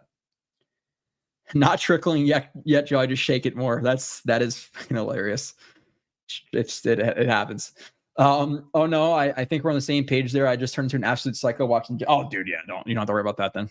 Don't get to go to a lot of them, but I drink a lot and get amped. Yeah, Rich, it sounds like we'd be fine. I had quite a few games, especially in my younger 20s, where I got a talking to by security. That's all I'll say. I get quite amped up, and you'll have like the people who are coming from like overseas or whatever, like, and they have no jerseys. Like, hey, sir, can you please sit down on third down? I'm like, no, absolutely not. You stand up. I'm not sitting down. It's not happening. So I get quite rowdy at the games. I agree with you about social media. I wish more people thought like you. Yeah.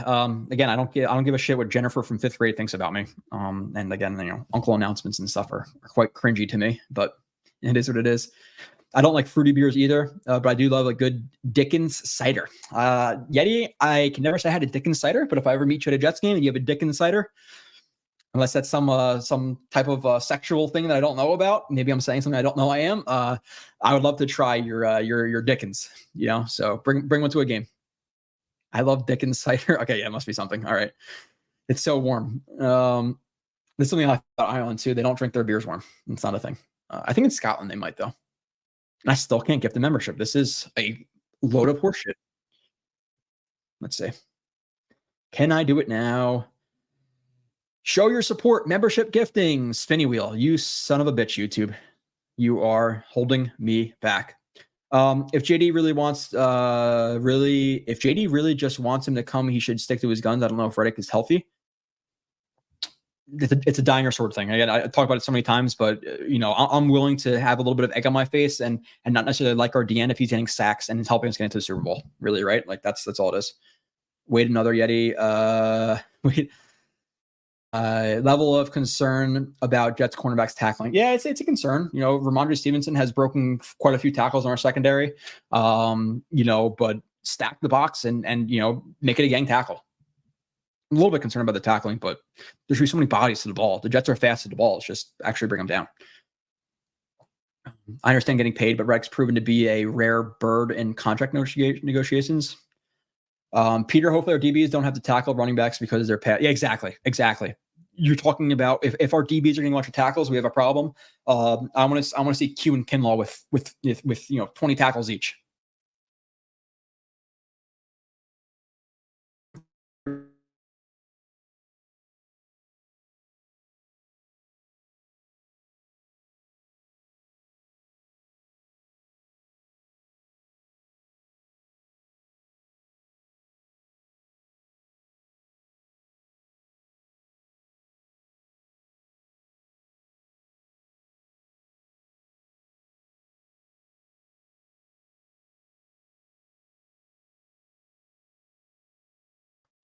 All right, YouTube officially trying to hold us back. I talk shit about them, and then I got kicked off the stream. So I'm back. Where do you buy a Jets jersey? I don't. Rich, email me, joe.blewett@jetsxfactor.com, and I'll get the site my buddy gets it from. I forget what it is off the top of my head. And if I did know off the top of my head, I wouldn't tell you on stream anyway because I don't want to get shut down. There's certain things I will not tell people on streams: where to get jerseys, where to watch streams illegally. If you do that, I will not say that over the air. Coca-Cola, the best rust eater. I've heard that. 8 show typo. Got you. On my job, if you don't call in sick all year, you get a check for 10 paid days. Oh, Jesus. Yeah, no, that's not a thing for me. It's not a thing. We have 15 sick days. I have 12 vacation days up into year 6. Year 6, I go up to 15. Year 9, after year 9, you go up 1 vacation day every year. So like by my 25th year, I'll have like 30 vacation days, 15 sick, which can roll over every year, 3 personal. Like you get a lot of time off. And then when I retire, I get 65% of my last 3 years salary and full benefits the rest of my life. There's a reason I'm not going to leave that for any of this stuff. It pays well and takes care of me. Okay. My StreamYard's acting up a little bit.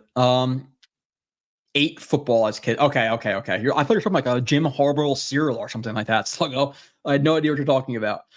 That's great. Same line of work. Just curious. Oh, really? Firefighter or someone? You rock. Appreciate that. Or maybe a police officer. I am back. What I missed, score prediction. I think you asked this before. I don't know what you missed. Kev, I can't talk about it. You're watching me in the doctors with no sound, so you missed probably quite a bit. I talked a lot about the Jets. I talked a lot about the Jets versus the Pats. I talked a lot about the Jets versus the Titans. I talked a lot about beer. Germany being awesome. Ireland being disappointing. What else? Rowdiness of Jets games. I don't know. Score prediction, 24-13. Wild Flecken shut down Army's base post in the mid-30s. Know what you're talking about. Defense, first down, watch, pass, not just run. Yeah, I would love to see the Jets just literally the first play. Give me a dagger concept, 15 yards down the field, hit it. What's your take on Hassan now? Need to sign him. Now. That's my opinion. Again, it's a thing where for pride's sake, yeah, I would say, hey, sit out, you piece of shit, whatever. But they need him. Right now, the Jets are unequivocally a below average defensive line, and that may be being generous. They have 1+ pass rusher in Quinnen Williams. They have 1+ run defender in Quinnen Williams, and that is it. Without being biased, if you're saying, "Oh, McDonald's a great pass rusher," why? Because he had 3 sacks last game, and 2 of them were not even really sacks. Let's be real here. Again, don't just be blinded by stats. Look at what actually happened. There's a spy. He tackled a scrambling quarterback. I'm not going to say I'm confident in McDonald being a plus pass rusher at this point in his career. I think that's silly to say after a game. So still can't get memberships. You suck. I'm about to get kicked off of StreamYard. I'm talking YouTube. I'm talking shit about StreamYard.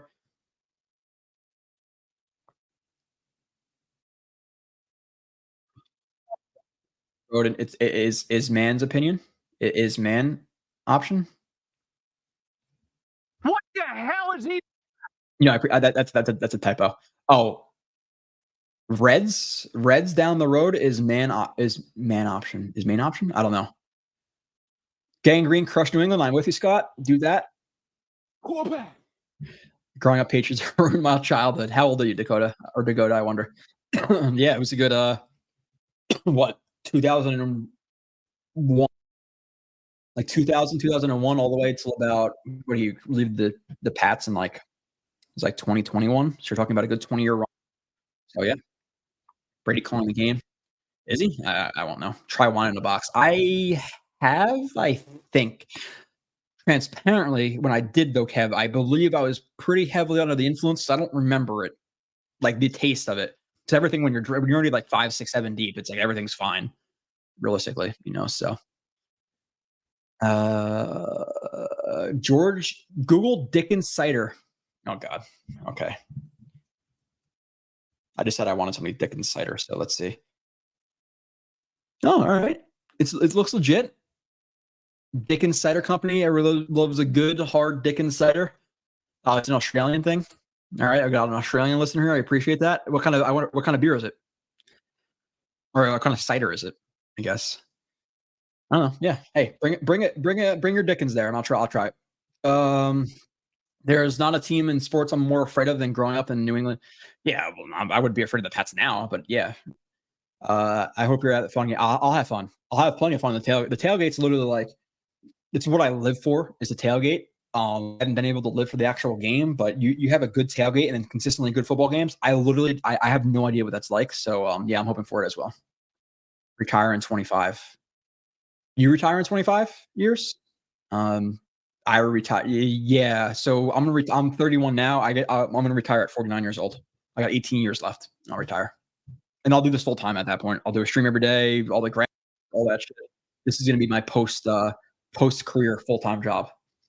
Even though like probably right now, I'd say I probably pour 10 to 15 hours a week, I would say, on average into this. Some weeks 10 to 20, it depends on how busy I am. But like draft time, I'm super busy. After the draft, I'm super busy. Free agency, I'm super busy. And then during the season, like January to February, like I'm prepping for player reviews. Like I'll do Stoss and Q and all those guys. I'm always busy with this. I would say 10 to 20 hours a week doing this. Like there's some people who, because they don't do film and stuff, like they're able to just show up for an hour or two stream, once, twice a week, whatever it is. I wish this is minimum 10 hours a week, minimum. I'm sadly old enough to. That's not that old. Not that old, Yeti. Just because of that. Pre-Bledsoe Pats, they sucked. It's going to be a long rebuild. What year was that? What year did Bledsoe go there? I'm not sure. Making and listening to Joe talk Jets. This is a good Thursday. I appreciate that, Harold. And now we're going to watch the Jets stomp out the Pats on national television. It's going to be awesome. Jets W to boot. Yeah, there you go, Yeti. Joe's great because he talks to chat. Well, I'm not going to. Asman's great. The thing with Asman is he also has 3 times the audience I do, so he can't talk to all the chats. That's just realistic. I'll defend him there.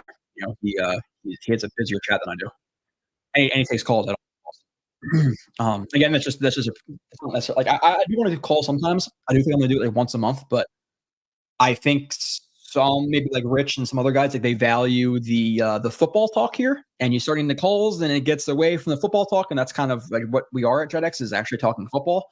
So I don't want to get away from it too much, but I do think once a month I'm going to do it. Great title for X Factor. We talk to you and we talk football, Jet football. Dickens and Blewett is a match made in heaven. Shout out Brandon, awesome contributor to Jets X Factor. I'm assuming there's no bias here at all from Asa. Asa. It's funny name. Asa is both my niece, and Asa is I'm not gonna say the last name because I can get in trouble for that. But Asa is also a individual who at work was naked, naked with a flashlight, knocking on people's windows at like 2:00 in the morning, telling them about Jesus, and I had to chase him down the highway while he was absolutely butt naked, and I had to wrestle him while he was butt naked. So Asa has an interesting history with me, the name, but yeah, no, Brandon's awesome. Look at the shirt. Yeah, we'll come back out. we have the Jets X Factor shirts back. We had like a mid shirt, we had a Colonel Govern shirt, we had the Blewett Split shirt, which yeah, I'd appreciate it. We'll put back in store eventually. We had a store for like a month and it went down because the Jets were like, hey, like kind of using our like our I don't know if it's Jets or whatever, but like okay, we don't want any problem with the Jets because we're accredited with them or whatever, credentialed or whatever. So we pulled it, but we'll have it back eventually. Got 5 kids, and the youngest boy is older than Joe. 97? Just guessing. Oh, that's not so old. So you could be like in your 40s. That's not too old. You're midpoint of your life, Yeti. If you're healthy. If you eat a standard American diet, probably not. Something we can get into. But this our foods, are literally our food poisons us like it is. They do, and then it's addicting, and people just stay on a trend. And there's a reason we're the fattest country in the world.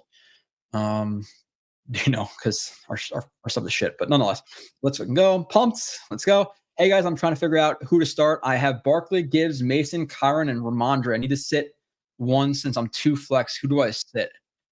Who do you sit at a I don't know all the matchups. That's the problem here. But out of Barkley, Gibbs, Mason, I wouldn't sit Mason. Kyron, no. Ramondre. You're Jets. Sit Ramondre. Fuck Ramondre. That's what you do. Sit Ramondre. I like Jake. He's more entertaining.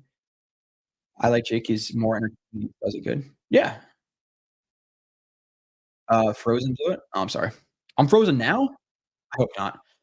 Jets talk 24-13. AR breaks 225. Conklin gets 4 catches and a tutty. Dana's happy. Let's go. Sign me up. As long as one of those touchdowns is the Garrett Wilson, sign me up.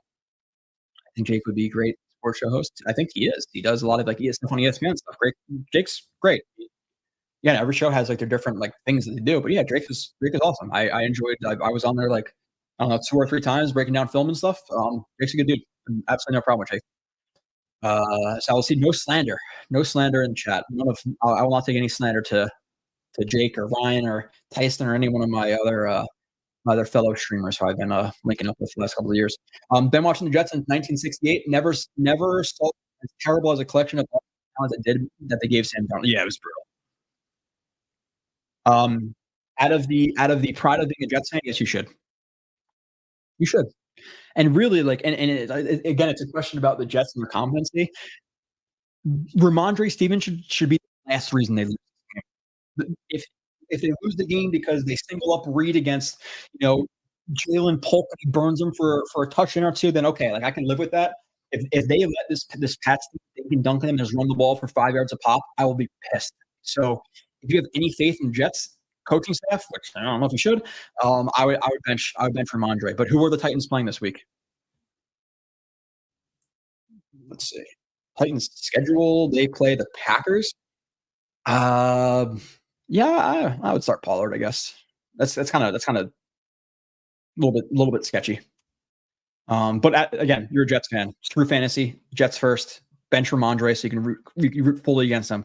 You don't want to like be watching a game and be like, oh shit, they scored, but like, you don't want to do one of those. Bench all your Pats players. Hot take: Gibson more total yards than Ramondre tonight. More total? Yeah, I can see it like receiving wise. I can see that. Dano, I'm ready. Let's go. Blunted Vegas. Yeti, this is the first night for Conklin, baby. I bet his under 20. You bet his under 2.5 catches to drink. Oh, I'm gonna be watching that now. That's hilarious. Would love Clowney. Great balance. McDonald on the other side. Yeah, I would love to trade for Clowney if they can't work it out with Reddick. And even if not, like if you sign because you lost JJ, could you bring on Clowney too? Like obviously, cap wise, let's ignore that. But player wise, yeah, sure. Have Reddick and Clowney are starting the ends. Okay, now we're talking about again a plus defensive line. Question: who covers tight end Henry? Tony Adams. Fuck it, I'm benching. Yes. Pull back. All right. I'm at the end of the chat. Perfect timing. 1:30. There's going to be a Jets bus rolling in front of my house in about 10 minutes from now. I'm going to go get a jersey on. I'm going to not freshen up. I'm going to put on deodorant realistically again. And I'm going to be pounding beers in MetLife in about an hour and a half. So if you're coming, I know Secrets of Boots is, stop by J1 if you want. Again, it's not like official big tailgate Joe or any meetup or anything like that. It's not what it is. It's a standard tailgate with regular dudes. They're all my friends I've known for years. We'll be there. Enjoy the game if you're going. I will be back streaming some random time next week. Film episode will be out. I appreciate you guys. Continue to subscribe. We're almost at 10,000. I'm less than 500 away from 10,000 on Twitter. Buy memberships, like it, all that other shit.